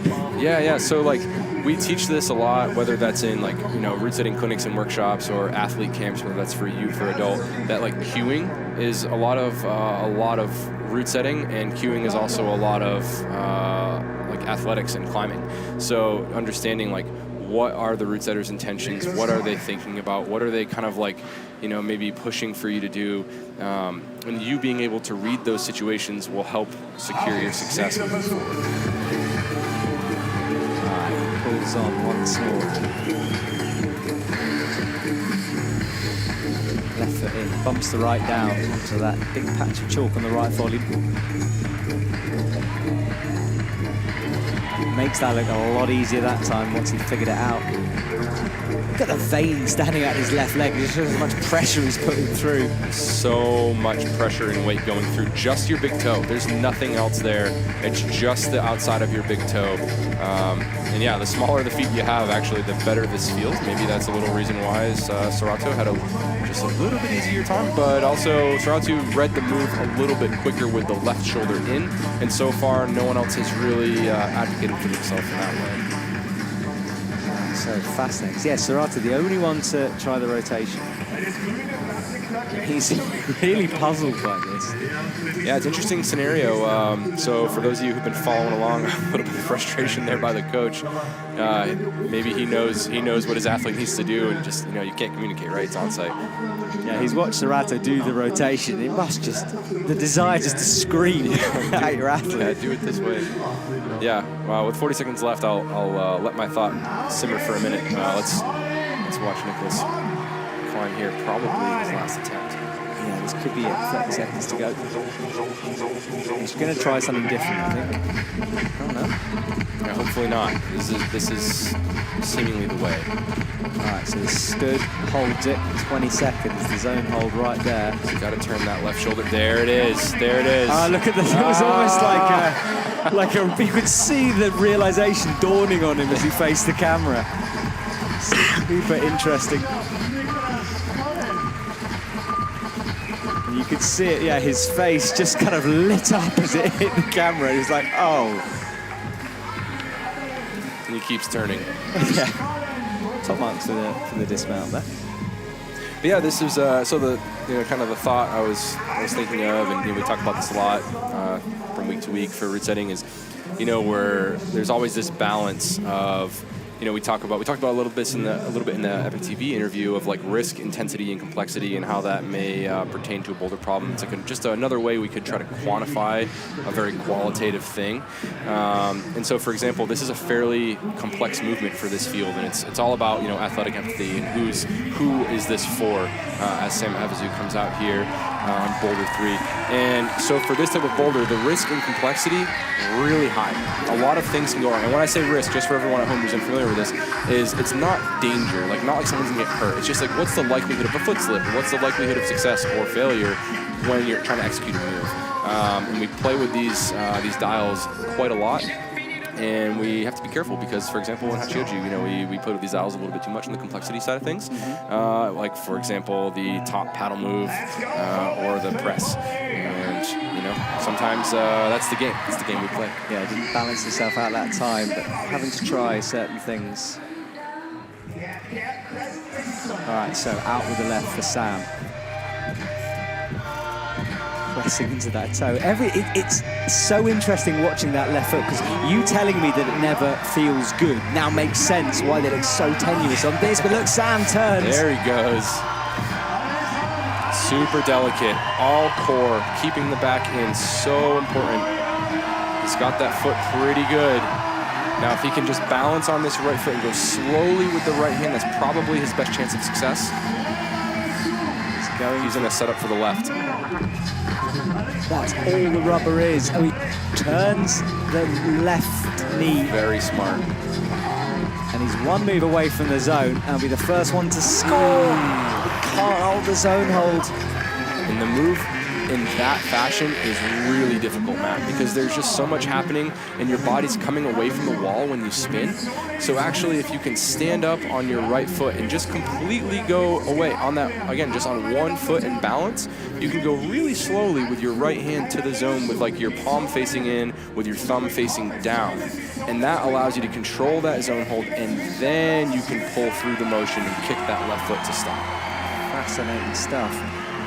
Those are the complexities of the movements. You know, there's a temptation to think of bouldering as this physical power thing, and yet not much power there, just precision and working out the boulder. Let's see what he does this time. That's all he's standing on. Spread out on the wall. So you want him to do? Right hand goes up to the zone here. If he can just come off that left foot. Yes, yes, yes. Here we go. Okay, so not fully committing. He's close to doing it. Yep, right hand. So we want to do it slowly, not dynamically. He's tried that. Sam with a top already on men's one. This is going to bump him way up the rankings if he can get this. He wants to go left. Oh. The face. Oh, super nice move. Gets the chest in. All right, Sam Avizu. Wonderful, wonderful. Yeah, and it could be the end. He's got one hand on it, brings the match Let's in. Go. And that is massive for Sam and his score. And look at the coach's response. They've only just recovered from Oriane winning in Brixton. Sam Avizu is in with a chance. That he is. Wonderful, wonderful body awareness there. Just simply by moving his shoulders from one side of the wall to the other here, which you'll see on the replay, that allowed him to go left hand. If you don't do that move, then you need to commit with the right. So this is example number one of the climber expressing themselves on the wall and really just showing their stuff, what they're capable of, and what works best for them to figure out this boulder problem. So, brilliant move from Sam. Brought the left in, foot at the same time as he grabbed it with a hand, stopping the motion. And the face he pulled when he was trying to creep that hand through was brilliant. And it's completely blind, that left foot stomp, no matter which way you go. It's completely blind, it's dual text. You have to have the accuracy, and it's not all that good. So there's a lot of things that had to go right. Yeah, always with bouldering and moves like that, sometimes you just need everything to come together at the same time. And he does it this time. Pressing with that left foot, and then from then on the top was easy. Just had to work out the foot position. Brought it up into, tried the heel, thought better of it, dropped it down, and eventually a straightforward match for Sam.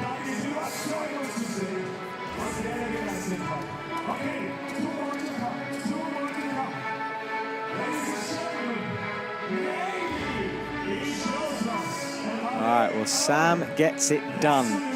He leaves the stage. The coach's reaction is just brilliant. That is a man in charge of an up-and-coming, very talented French team. He's an intense guy. Nico's an intense dude. He's no BS. And he's like a very, traditional coach in that way. He pushes his athletes. There's no excuses. I mean, he's a loving, caring guy, but, his job is to help his athletes perform at the highest level, and you can see the success of his team this season tremendously. It is incredible from France. All right, Meiichi Narasaki, second to last athlete out on this boulder, misses the start hold. As we said, you've got to go high up on that first opening pocket. Lead wall in the background. That'll be in action tomorrow morning, 9 a.m. the qualies start. Yeah, interesting moment here. So Meiichi, the tallest competitor by a long shot, taking 2 tries to do the jump move, which, a lot of folks always think, oh, jumps is just because you're tall, you're going to do the thing. But when there's more to it, if it's not just a straightforward jump to a jug, that's what really matters is, how the athlete, sets up their trajectory and everything they do executing that movement. Yeah, good point. And we had a lot of height discussion last night, which we won't cover now, but yeah, Meiichi tried to find a screw hold. He's turning here. He's getting a little less rubber on that than he might like. Oh, but he nails the rotation. Wonderful movement there by Meiichi. Now that's where the height can play an advantage. He creeps over towards it, but the foot-hand swap does him. Yeah, it got him a little bit closer, but I actually wonder if because he was reaching, it actually kept his hips in a disadvantageous position, right? So like if his hips could be farther to, his own right by committing to that right foot, then he probably would have stuck that. I'd like to think, but by reaching and not fully committing to it, that's kind of led to a situation where I don't quite know if the judges are going to give him that. I mean, that's going to be a tricky one. So what will happen here for folks who are unfamiliar is that whether or not the judges gave him the score right now is, quite frankly, irrelevant, because what will happen is there's like video reviews ad nauseum. Could be appeals by the coaches, the Japanese team, other coaches, whatever it is. Basically, they're going to spend a tremendous amount of time making sure that Meiichi actually controlled the zone if they give him the zone. Well, you have to use it as well. You have to sort of shift your center of mass and all this stuff, and I don't think he did that on that hole for me when I watched it. Sure. But we'll wait and see, as you say. Closer. Firing off with that left hand, sending him back down, but he's got the spin move and then the move into the zone perfect. You just need to execute it. Yep, and so interestingly enough, the judges did give him the zone, which it seems like they've updated on our scoring module here. As to what happens moving forward, that'll be interesting. Yeah, it will be. And I wonder, because it flicked, did it flick as he did that move, or was it before? I think it was before, as he was setting up and reaching.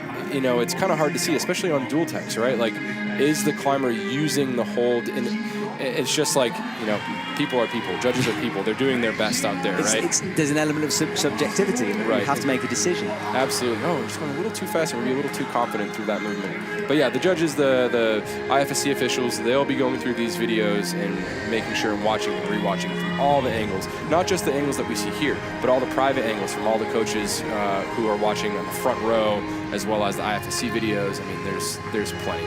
It almost feels like NFL, coaches challenge sometimes. VAR systems, yeah. All right, Meiichi made this look good, but he's only got 20 seconds and he's already got the zone. But the zone is right next to the top, so if he can do it, he will have time. He's on another screw hold there. Reaches with the right, and he does get it. 7 seconds.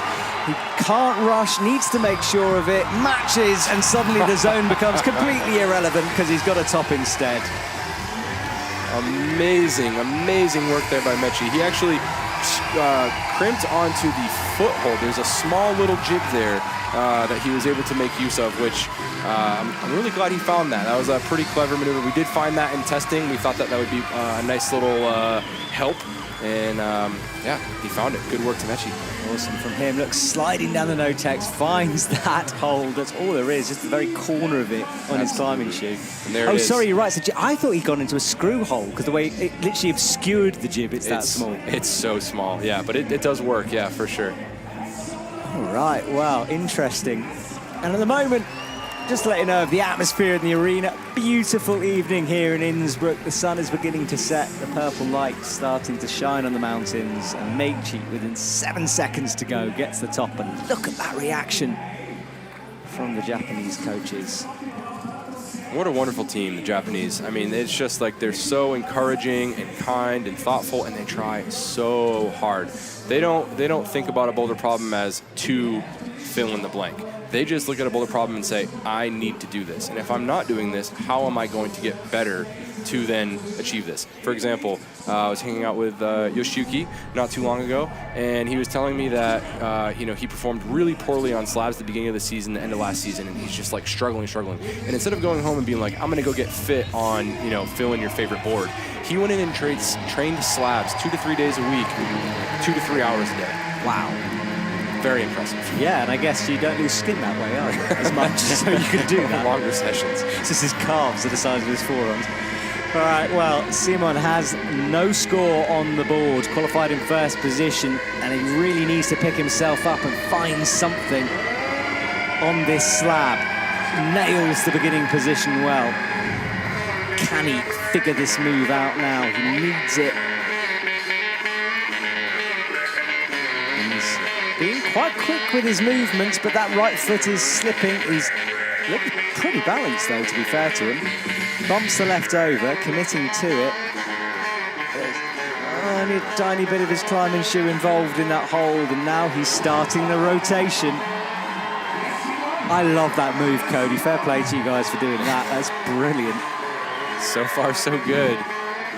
It's just so dramatic when they spin. All right, right heel on the textured surface. You'll want to slide it down towards the jib, which is fairly hard to see. He'll know when he gets it because he'll stop. There it is, and look at it. Body immediately relaxes as he commits to the right. Total technician. Let's see how he interprets this zone move. Will he go fast and slow? Looks like he's setting up for a fast, unless he can rotate that shoulder around, just like Sam did, which looks like that's what he's doing. So delicate. Had to go. I think he started to fall and decided to jump. He did. But good work on Simon there by nailing the first start move, transitioning really quickly, getting a chance to really play on the boulder and learn it very quickly. He didn't have to sacrifice time or attempts on just getting to the starting position. He got to really enjoy that motion and now learn, and hopefully will be able to adapt just a little bit, just enough to get him into that zone on this next attempt. So fascinating. He brings that arm way above his head, straight on to try to balance and put some pressure. Look there. Does it a bit easier that time. Look at that, just staring up at the ceiling for a second. Ooh, misses it, somehow saves it. Wow. Look at the face.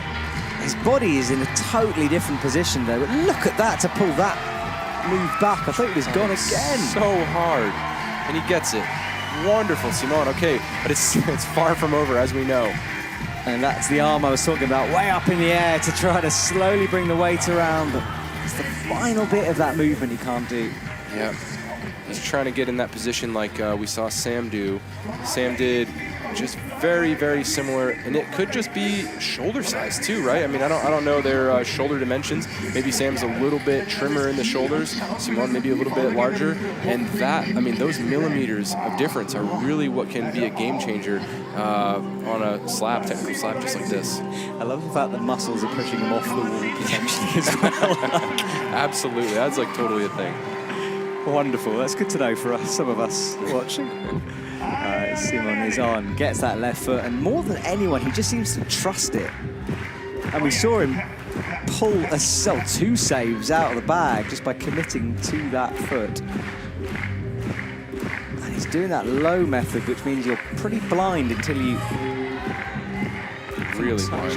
Look at the face. Oh, Will he give it another go? I think he is. Yeah, he's gonna go real fast. Yeah, he's going to be very accurate on this. All right, runs in, jumps. This is the face he's pulling. Turns. All right, so this is his final go. 15 seconds. Flicks around. Did the start move easily? I don't know if he's going to have enough time to do this, Matt. No, he's not. He's going to have to jump for it if he does. That was close. So close. But again, no top in no zone. And he exits the stage. Having a tough competition so far. One boulder to pull something back for Simon. And already we're on boulder number 4. Man, happened so fast. It really has. I've enjoyed this. It's getting very involved with all the movement.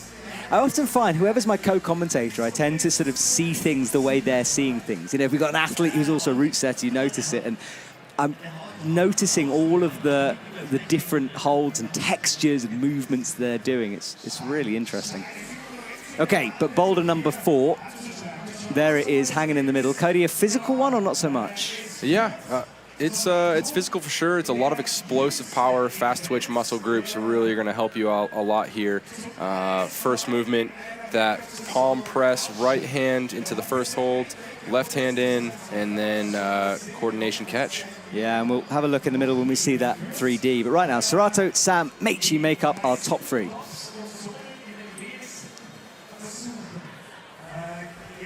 So it is all to play for, Cody, as we watch some replays of M3.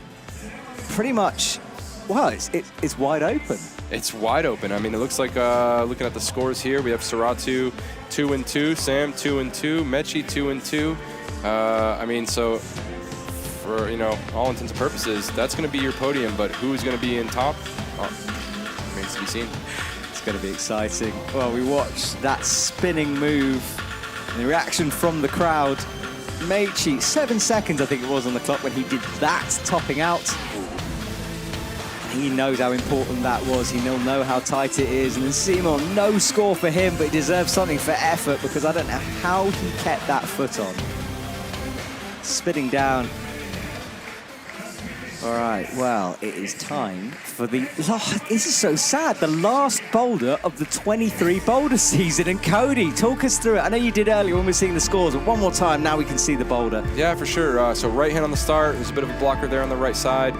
Not quite shown here on the video, but then left hand palm. And then pretty straightforward position.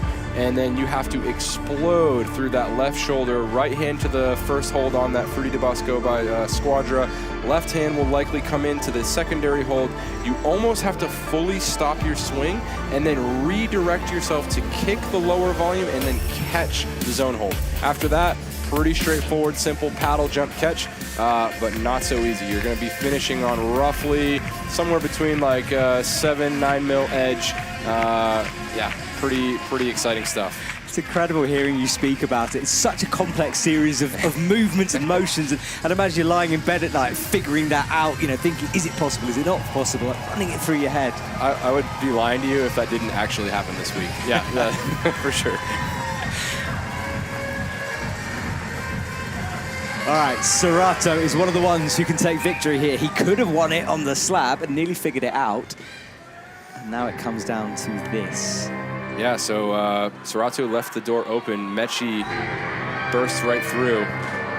And now it's anyone's game. So interesting, too, because coming into finals from semis, Simon qualifying first, then Meichi, Sam Avazu, Nicholas, Jongwon, Serato. And we've had a complete jumble through the finals here, which is really exciting to see because we're allowing the climbers to perform at the best of their abilities, really giving them a chance to fight and showcase their stuff here on one of the greatest stages in climbing in Innsbruck. All right, here we go. Serato got one move further. He's edging closer. If he gets this, he's going to put the pressure on everyone else. Oh, look at that. That face says it all, doesn't it? The nerves. It sure does. In the purple light. The lead wall lit up by the purple light, and that's why it's throwing that color all over the audience.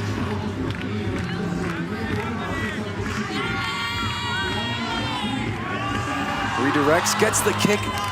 Oh, and he just doesn't bring that left hand over. So that is the intended method. We were really trying to compel that sequence. Right hand, left hand catch, redirect, kick the foot, catch the hand, and stop. It's like he's sieging this boulder. Every time he seems to get a little bit closer, and that zone is beckoning. And it's such a tricky motion because you have to learn so much in real time. I mean, yes, they got observation, but you don't really know how this is going to feel until you're on the wall. So maybe you get lucky and you read things right quickly, but if you don't, you have to expend that energy to really understand all the things at play. That way you can execute appropriately. Okay, deep breaths, everyone, if you're watching. You can see his thumbprint as well, amazingly accurate in the same place every time. Absolutely. And he goes, pulls on, 2 minutes. Of course, if he doesn't get this, he's going to open the door for the others. Catches. And he is in. All right. Fantastic work by Saratu. But he's got to launch now. And he does it with ease. Stunning finger strength as he matches the last hold. And now he will go and sit and wait on the side of the stage and see if anyone can beat him. He's laid down the marker. And with a lot of time left, Saratu is potentially in the running for the gold here. Yeah, it's really going to come down to attempts, I think. He did expend quite an amount of attempts to get to the top there. So how this plays out will really come down to Sam and Mechie. What an exciting final coming down to the wire on the stage here in Innsbruck. Yeah, so the update stats. So Saratu did 3 tops, 3 zones. He had 11 attempts to get to those statistics. Now, Sam and Mechie, when they come out, if they top this boulder, Sam will have to do the same in at least 6 attempts. If he does it in 6, he will put himself ahead of Saratu. And if Mechie does it, Mechie only actually has 2 attempts to spare. So that's my quick math. Anyone at home who's like super, get the calculator out, but I'm just doing some math in my head here. And so lots of pressure. Really interesting too, though, because we're going to see Sam and Mechie before we see some of the other competitors. So it's like this interesting scenario, and it's just the way that it shakes out based on the running order rankings coming out of semis. Well, there we go. That's the maths. That's what they have to do. And as a spine-tingling soundtrack runs out throughout the stadium, Zhong Wenchong runs out. Not in the running for the gold, but a huge moment for him nevertheless out there on the stage. I just can't think of a more wonderful place to be as a climbing athlete than that arena in front of this crowd. As evening descends, the music plays, and Zhongwon will want to add another top to his score here. Pulls on, eyes the jump. We know from Saratu it might take a few goes to get this.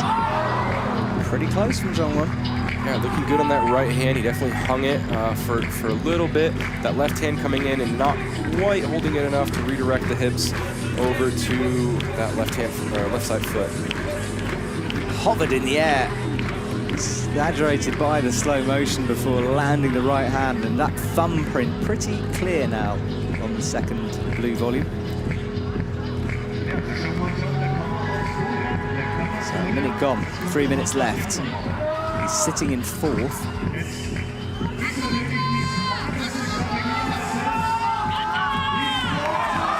Catch kicks, but just kicks a little bit to the right of where he may have needed to really get the most value out of that opposition foot.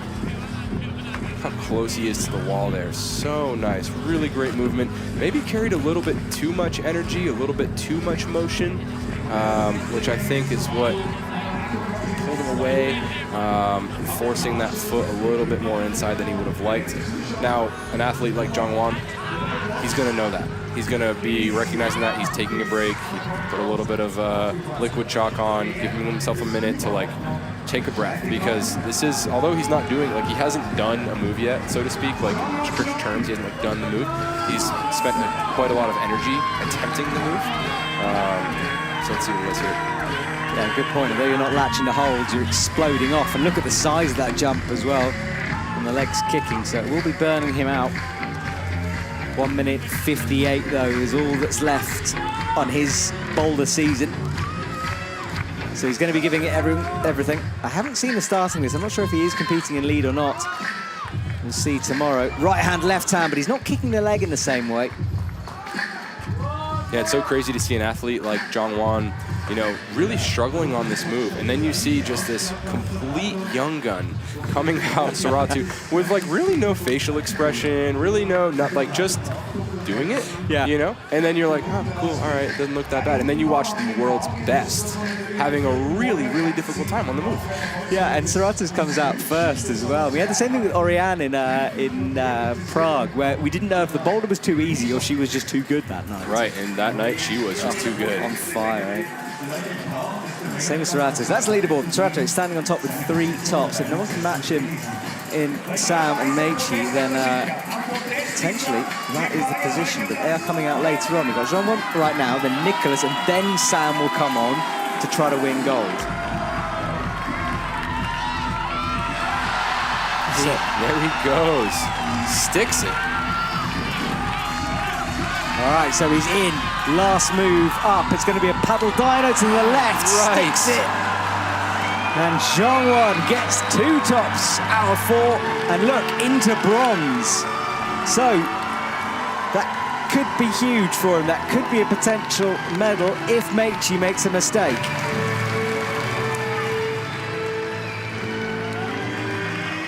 So it's all on Meichi now. So if the standings lie where they are, you know, then yeah, Zhongwan achieves this bronze medal. Now, knowing Meichi, knowing the athlete that he is, I'd be surprised if he doesn't make this zone move.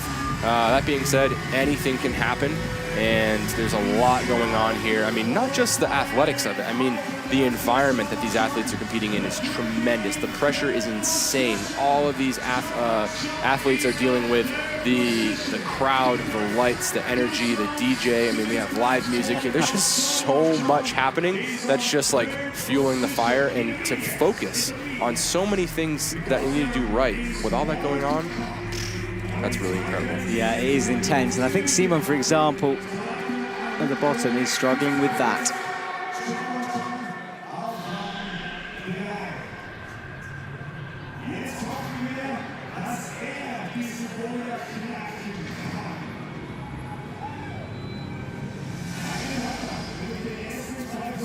Love that bow he makes. Timed pretty perfectly with the music, actually. He should be really proud of that effort. Yeah, he joins Sorato on the side of the stage. The athletes get to see the end of the competition because it doesn't matter now. There's no more boulders to come. But that, if you're Sorato over there, you can see him on the white couch. That is a nervous wait. Nicholas got up, looks up to the sky before running on.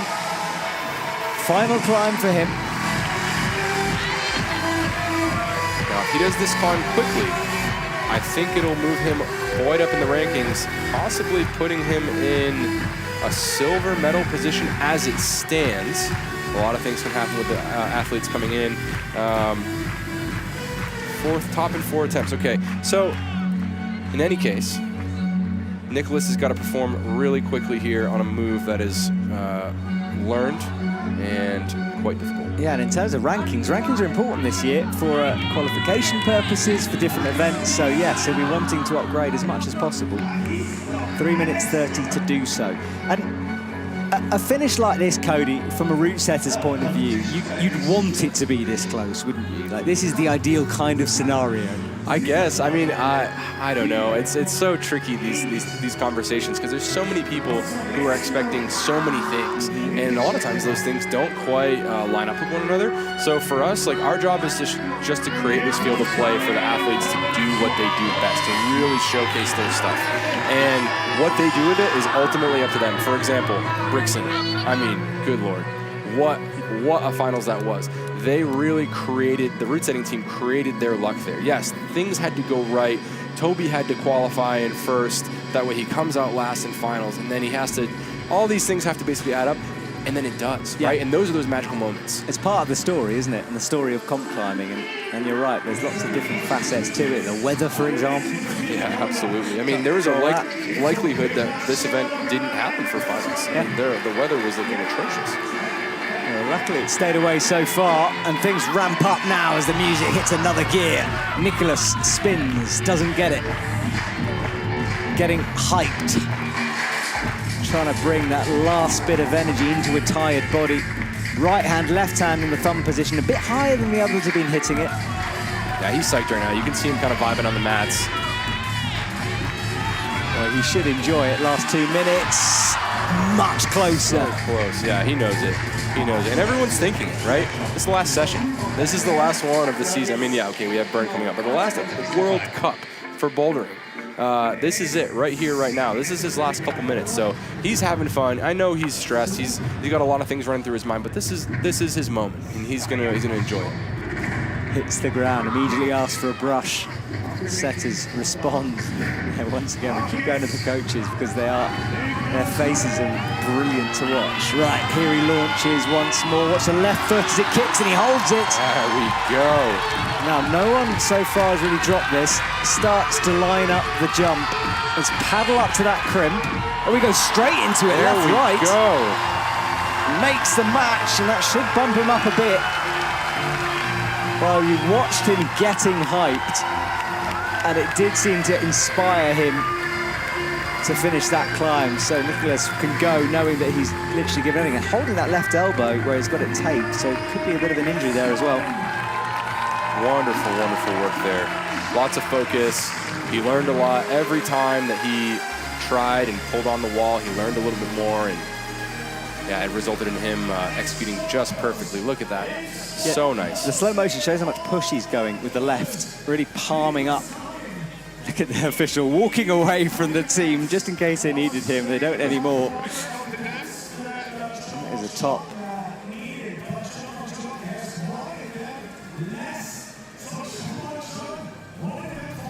Such a good move. So Nicholas jumps up to fourth, left hand on. Oh my goodness, they're playing Top Gun in the background. This is possibly heaven for me right now. I'm not even joking. I don't even know how to process what's going on. Look at the World Cup Boulder finals. It's come down, and it's Sam Avizu on, so he could potentially win. Top Gun's in the background. Tonight is a good night. Look at that expression as he came down. So it's all on Sam. I mean, this is the moment. This is Sam's moment. We had this with Orion, right? We had this situation. Now it's up to Sam. He goes onto the mats. He knows this. He's looked at the stats. If he can do this boulder in just a few attempts, the gold medal is his. All right, well, there he is on stage. Huge moment for Sam Avizu. Serato watches on nervously, currently in the first position. And the crowd are just all eyes fixed on the stage, enjoying every second of this as Sam gets into position. Misses it the first time. And now the DJ, instead of hyping, he's doing a bit of pressure on in the background. The tone drops a bit.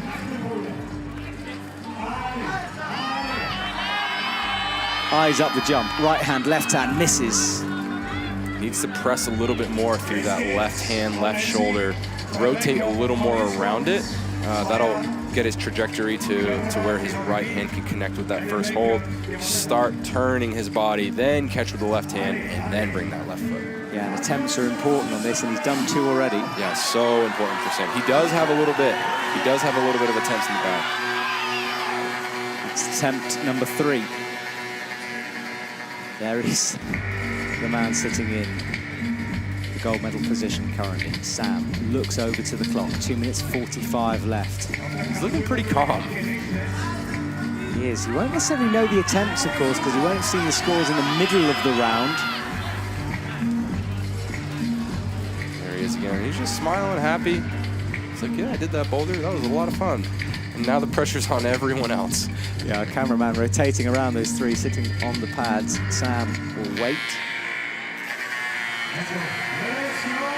2 minutes 17.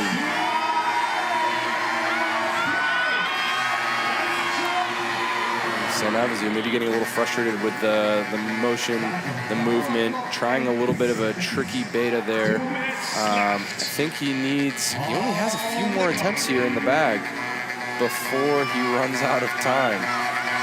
All right, he goes. 2 hands on, trying lots of different things. That is attempt number 6. Cody's going to be doing some maths next to me here as we try to work out the attempts. And Sam eyeing it up. He tried a couple of different methods. Right hand on the volume at one point, switched back to the more traditional way. I think this has to be the attempt. This is it. And it's a spin and a miss, so that could be it for Sam. And that's just if my math is right. I think that was his 7th attempt, which puts him, if he gets the top, at 11 and 11. What would happen if he gets this in his next attempt would be attempt to zone, in which case Sam would be ahead of Sorato. So he has to do this move the whole boulder, I believe, if my maths are right now. Okay, this could be the pressure moment for Sam Avizu. Launches, and it's not going to be. He falls with frustration. Immediately flip back to Sorato, who's just jumped himself into a good position to be in. All right, look how close he came though, the thumb pressing in that time. Yeah, he was coming a little bit too far away from the wall. He needed to be a little bit closer in to pull his body around towards that foot. He's got right about 30 seconds left. He's gonna give it his all. There's nothing left to hide, right? Yeah, he might as well send it at this point, mightn't you? Well, he's in silver medal position, which is pretty incredible anyway. So Sam will pull on again and get going. Remember, his PB was 9th before this competition and a big fall. So if he manages just to walk away with a silver or a medal at all, way up on his PB. 7 seconds, not enough time. He's going to go anyway. Tries to get the zone, and that is it for Sam Avizu. So he stays in silver. 4 climbers down, 2 to go. One of them still has a chance for first. I know you want to create just a playing field for the athletes to go on, but well done, Cody, and the rest of the team for a brilliant final so far. As we count down, a couple of athletes to go, just 2 more left from our 2023 season. Look at the blood as well. I think that came from him, and yeah, ideally we want to avoid the blood on the wall, but sometimes mid-moves the judges can't do much about that. Yeah, there are some pretty specific rules about that. I don't know if maybe they just didn't quite catch it yet or what that situation will be, but we'll see if that unfolds in any sort of form or fashion here as Mechie eyes down his boulder.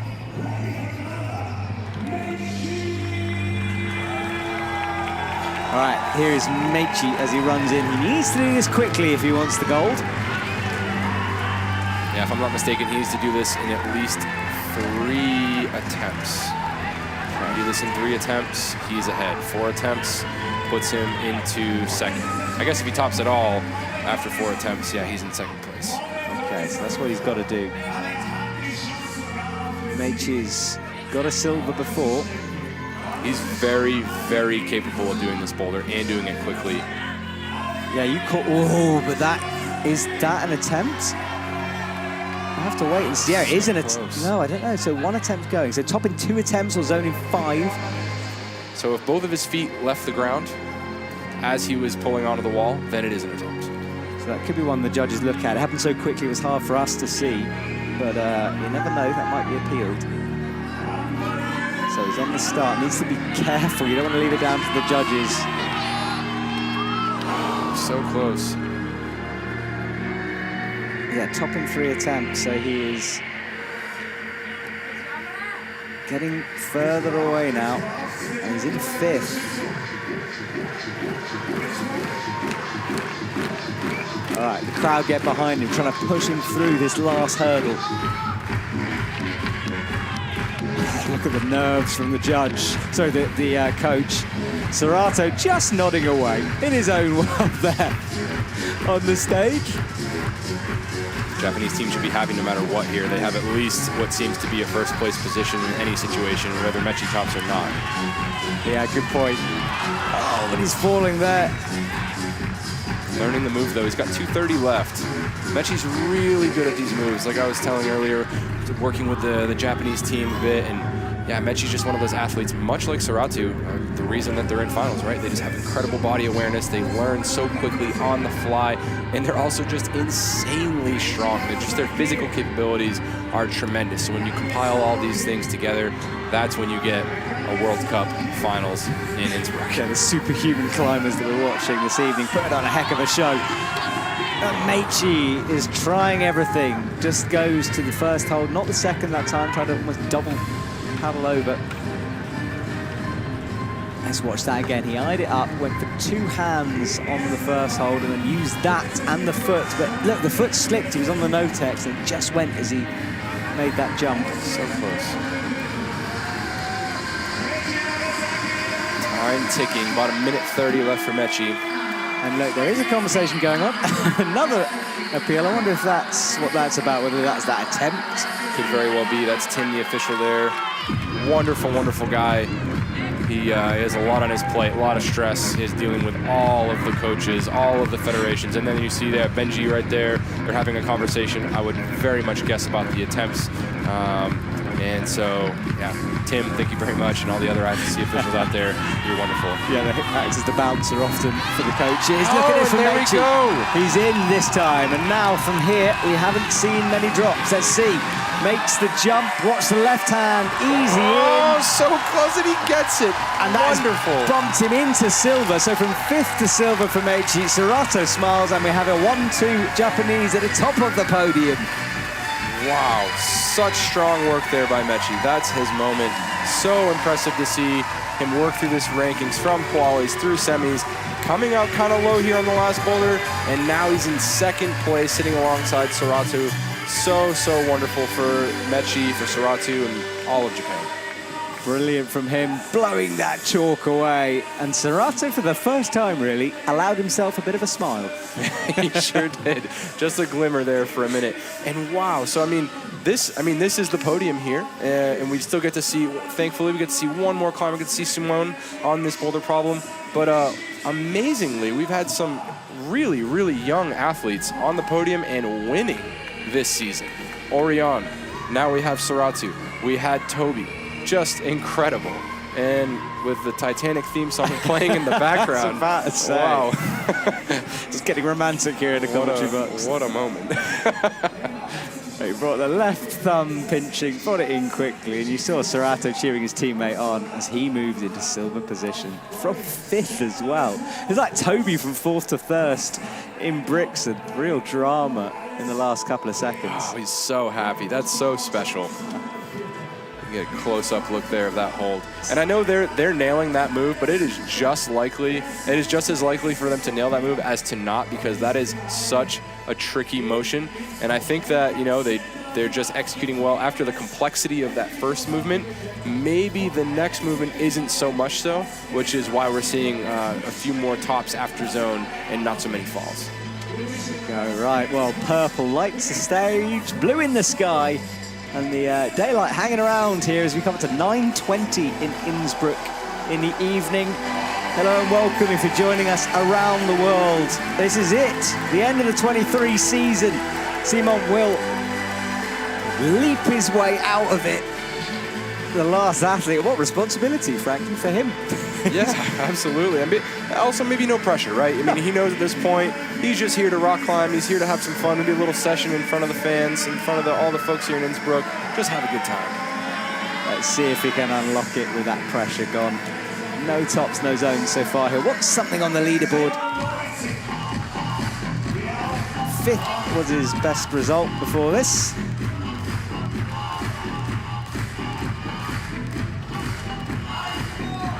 Semi-finals in Prague and Seoul.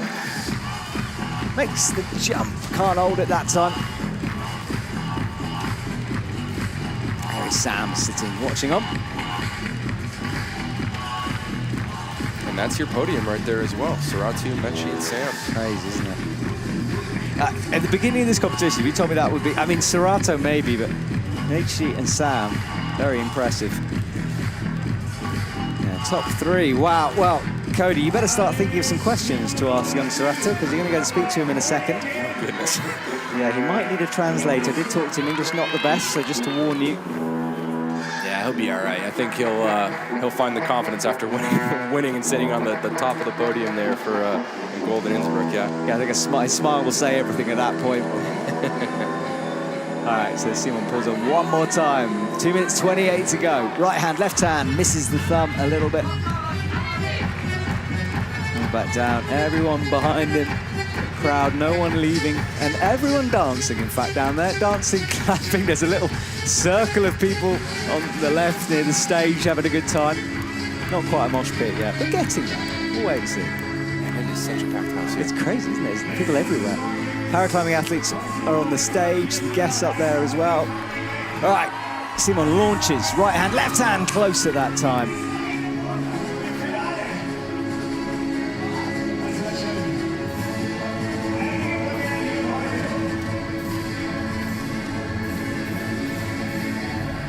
Look at that right hand sliding a little bit, and then it fired off. Look, holding, boom. Yeah, just his hand was a little bit rotated there, just not quite enough in that Gaston position. Came right off.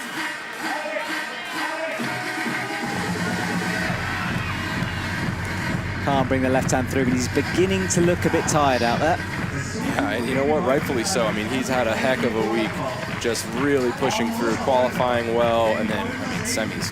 Get out of town. What a semifinal. Yeah. He should be so proud of himself, regardless of what he may think of his performance here. Yeah, he didn't quite get his own. I mean, there's still a minute left, but I mean, yeah, wow. Simon, fantastic work. And all of Belgium, I'm sure, is just so behind him and so proud. Yeah, 4 out of 4 in the semis was impressive.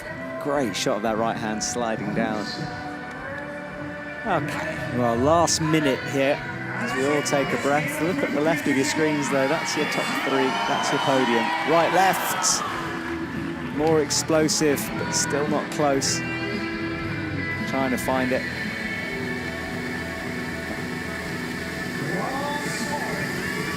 "30 seconds to go of this final boulder." Simon jumping. Right, left, misses, kicking backwards. He's learning it. Will he have enough time? 20 seconds. He's got at least one more attempt. He's going to brush. He's going to brush with 17 seconds to go. I guess he knows it's a quick move. Yeah, and he knows probably... Yeah, actually, he could. I mean, 10 seconds is a big ask, but we'll find out 9 is being... And that will be it. And with that, the 23 season runs out on us as the clock hits 0. Cody, good set of boulders. Thank you to all the team. Really interesting stuff. That right hand he hit. Look at the finger marks where the fingers have hit the blue volume above it. Well, he waves goodbye. Came into this final in first position. Couldn't quite get it on the night, leaving a bit of blood behind as a reminder to the holds that he was there. Simon waves goodbye. And now we just have the podiums, and you've got to go down to the stage. So come back if you want, don't if you don't, but good luck with the interview. I'll see you in a bit. Thank you so much, Matt. Appreciate you having me.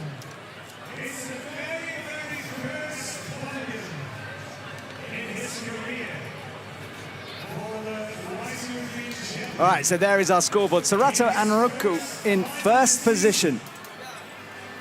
3 tops out of 4, 11 attempts. Meiichi Narasaki, 15 attempts with 3 tops as well, pushes him into silver. Sam Avizu, awesome from him. 2 tops, gets him the bronze medal. Jean Wontomp with 2 tops, but 6 attempts. Nicolas Collin and Simon Lorenzi make up our top 6.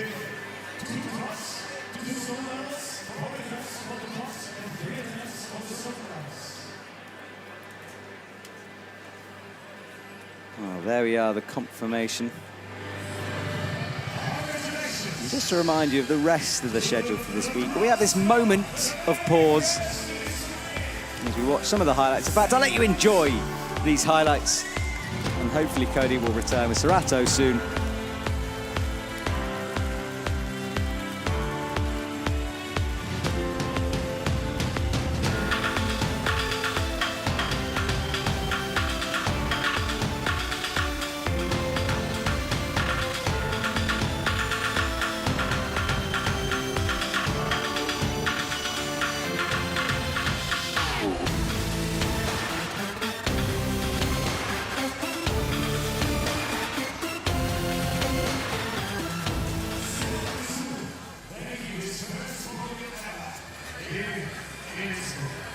Well, that's our lead wall, which has been lit up and spiraled, I think possibly to disguise some of the... Oh, no, it's quali, isn't it? So the athletes do get a video of that. Sometimes we see a light show on the wall to hide climbs, but that's not the case on this. And the interview's being prepared. You can see on the right the lights shining. And Cody will be making his way down there to interview Sorato. But flower ceremony first.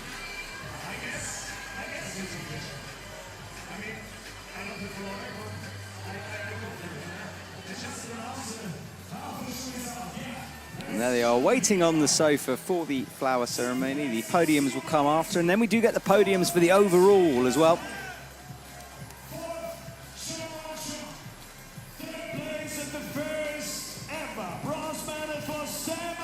It's being announced. Sam Avizu with his first medal. He's being interviewed, actually, down at the front. And then Meichi. He's got the silver. Very, very first gold medal. 16 years young in his first World Cup season ever. Sorato and Raku. Sorato and Raku. Well, he's been coming for a while. A lot of people saying he's a prodigy, and look, well, proven right, I think. Gold medal for him. Great way to finish the season, and then we see a big smile on his face as he gets that one done. Awesome work from him. And Cody is waiting, and our athletes are also waiting down at the front. It means to split it 3 of 3, isn't it? Got a podium for that. Good work to Team Belgium as well. Awesome to get their athletes through to this stage. Someone posted Instagram, Team Belgium are the new Team Japan. Well, maybe not quite yet, but certainly coming. Everyone stepping up their game as we approach the World Champs beginning of August. That's going to be exciting for everyone. Can't wait for that. And I'd said before, but this feels a bit like the World Championships here in Innsbruck. It's one of those weeks where we get ready for it. Big stadium, massive audience, and lots of competitions to keep you entertained. Yesterday, remember, was the women's final. And we've had the semi-finals for the men and women, and the paraclimbing finals as well. So if you've only just joined us, well, you've got lots of climbing to go back and catch up on. Let's watch the highlights one more time, shall we?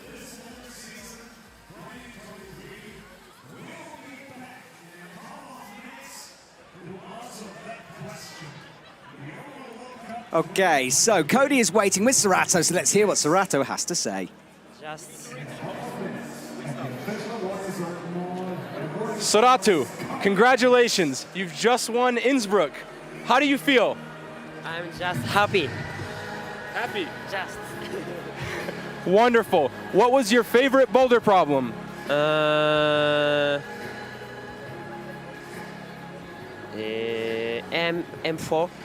M4, the last boulder.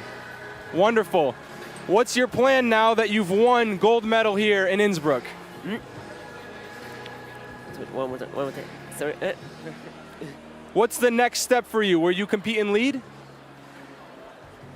Next step. Yes. Lead season will starts. So I did my best to this season. Sorato, arigatou gozaimasu. Congratulations. We'll see you really soon. Best of luck in lead. Yeah. Thank you. Well, thank you to Cody, and well done to Sorato. English not his first language. And fair play. Well, we'll have this moment of pause. We'll get the podium set up, and then we'll return to you soon.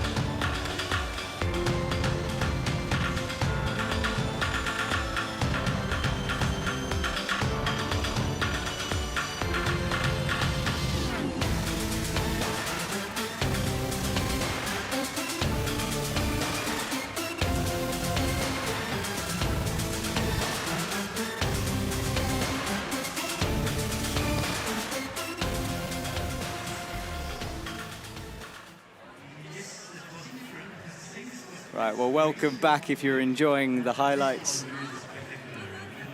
And we're close to the podium now.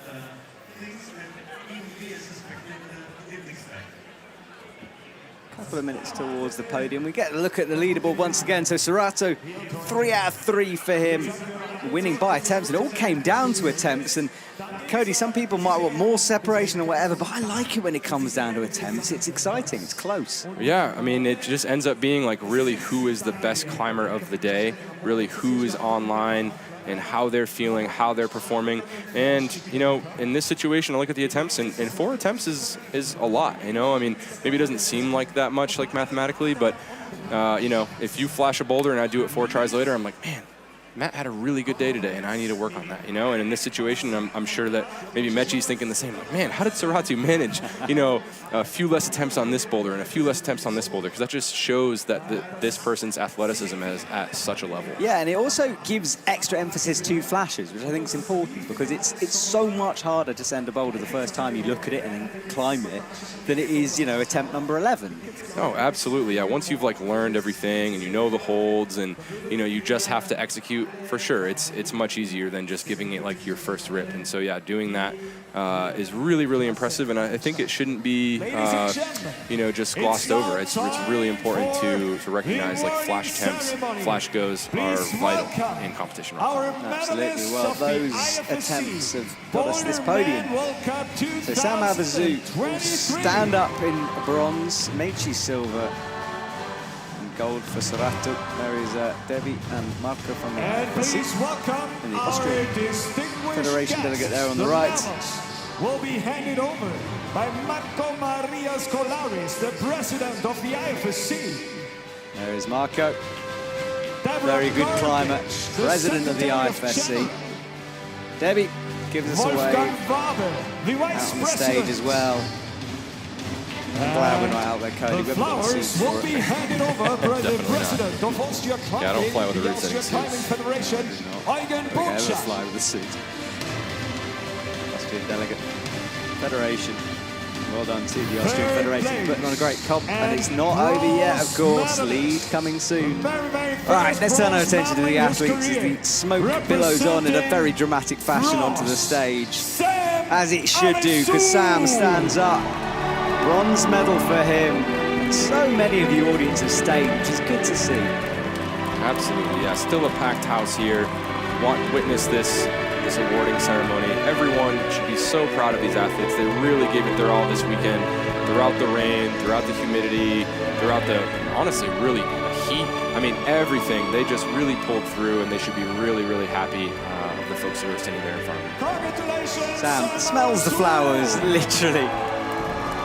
I'm not sure if they're real or not, actually. I have no idea. Presumably they're real. They won't have skimped on flowers, surely. Although they will probably be lobbed into the audience, but it seems like that tradition has come back. It sure has. Yeah, and those flowers are real. They are real. Yeah, Okay, yeah, thank you. Yeah. So this is why you're here, the important details. Just a little thing. Yeah. Right, Meichi gets silver. Happy man right there.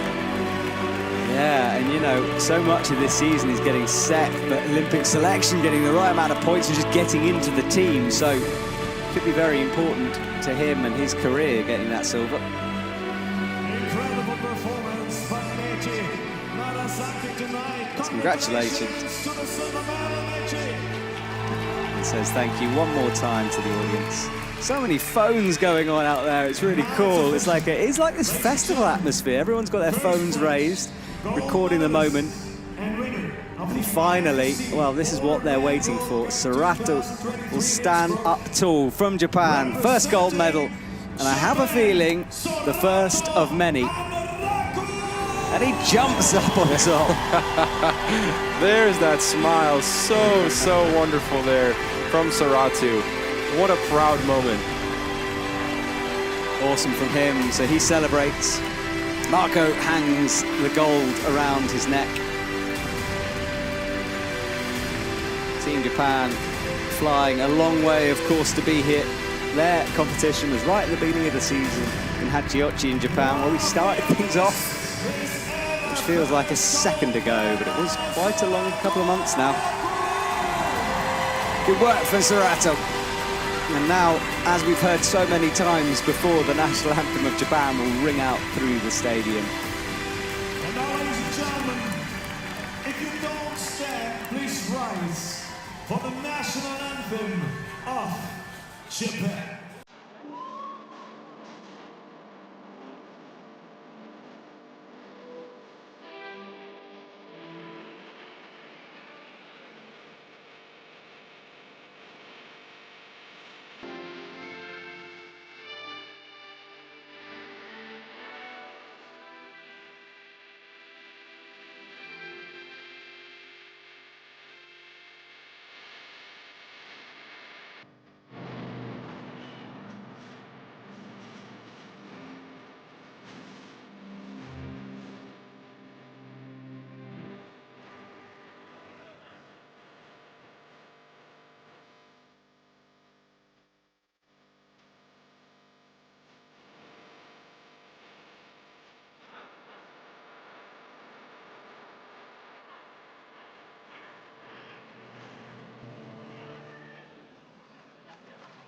Sorato Anrako, Meiji Narasaki.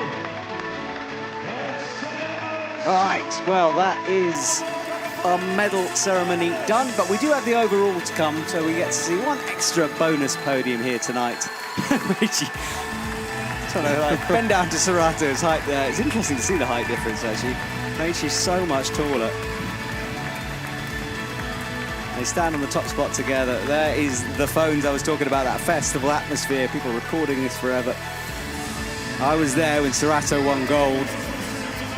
That's what they want to say. You can see the Japanese team and fans just jumping up and down and their arms waving. They're so, so happy for their teammates. So much commitment, isn't it? I mean, they fly halfway around the world, and to walk away with a gold makes everything worthwhile. All their sacrifices for good work. From the coaching staff, the physios, the logistics people, I'm sure, are working hard to organise everyone into hotels and transportations and all the rest. And not quite sure what we're waiting for here, just more photos, and I think they are going to lob the flowers. All right, there's hands up in the audience. Who's going to get it? Meiji throws first. Good throw, only reached the first row. Sorato way further back, that's at least row 5. And Sam as well, slightly further, so Sam wins the flower toss. I've never commentated a flower toss before, but I'm doing it. All right, well, those athletes will be taken off, and we think Do-Hyun Lee has won the overall. We'll wait for the confirmation on that one.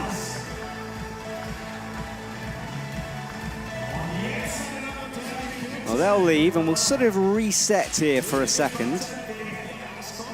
We'll wait for our final podium. Cody, what are you doing now? Did you set any of the lead, or are you just into the Boulder team? No, just the Boulder team. We've had a very, very busy week, and you know, we're all pretty tired. So you're done. This is it. Yeah, this is it. This is it. Heading back stateside. Got a camp. We have a route setting workshop, and then combining that with a youth athletics performance.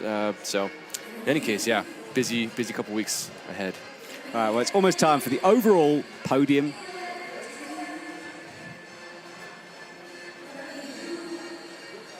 And that's what we're waiting for. You can see it announced onto the screen at the back. And yeah, we think it's Do-Hyun, but we're just waiting for the scores to sort of tick through from this round. Pretty sure that's the case. Overall winner is one of those things, nothing can ever take it away from you. You won the 23 season. Natalia Grossman took the overall last night. It was her third in a row as we watch some of this moments of Sorato winning.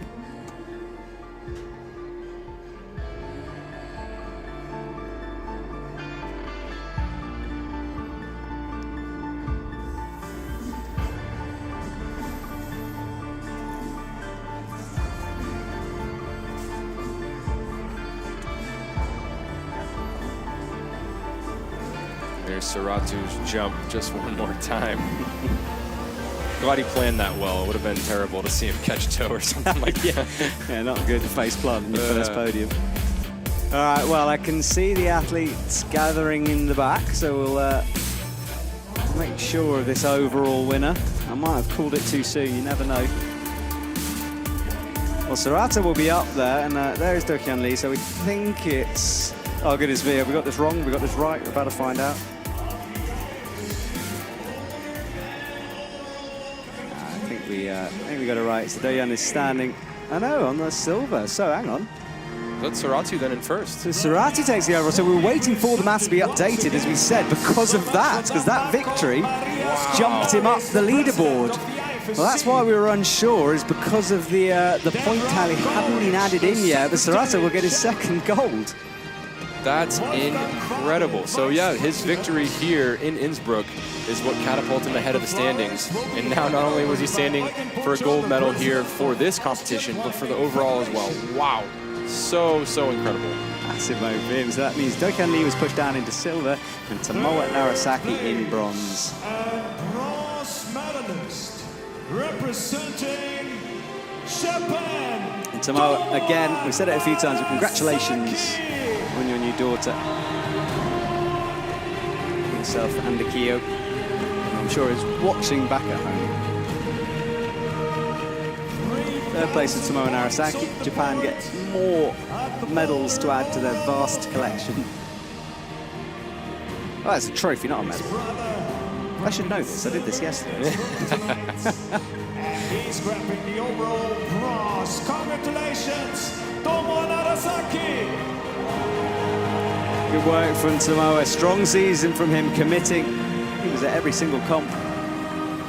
Some of the athletes coming in and out, preparing for the world champs. Representing Korea, Dohyun Lee, well, he was in first position, but Sarato's win pushed him down. He takes the silver.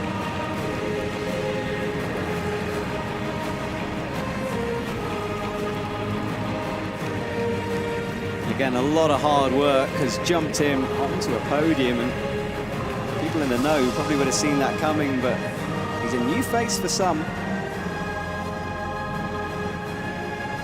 Such a strong and part of a very deep Korean team in terms of talent.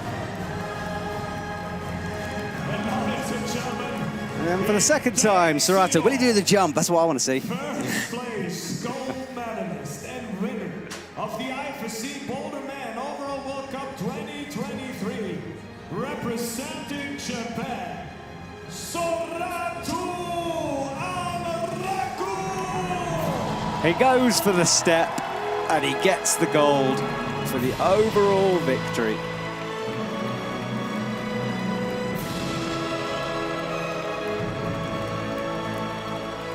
Medal around his neck, and yeah, what a season he's had. Did he always fall off though?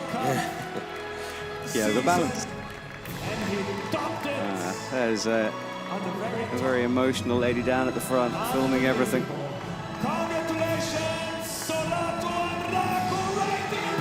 Time to listen to the anthem one last time for Saratu and Team Japan. And then it's time for us to say goodbye and Cody to strip some roots. Ladies and gentlemen, in honor to the winner, the national anthem of Japan.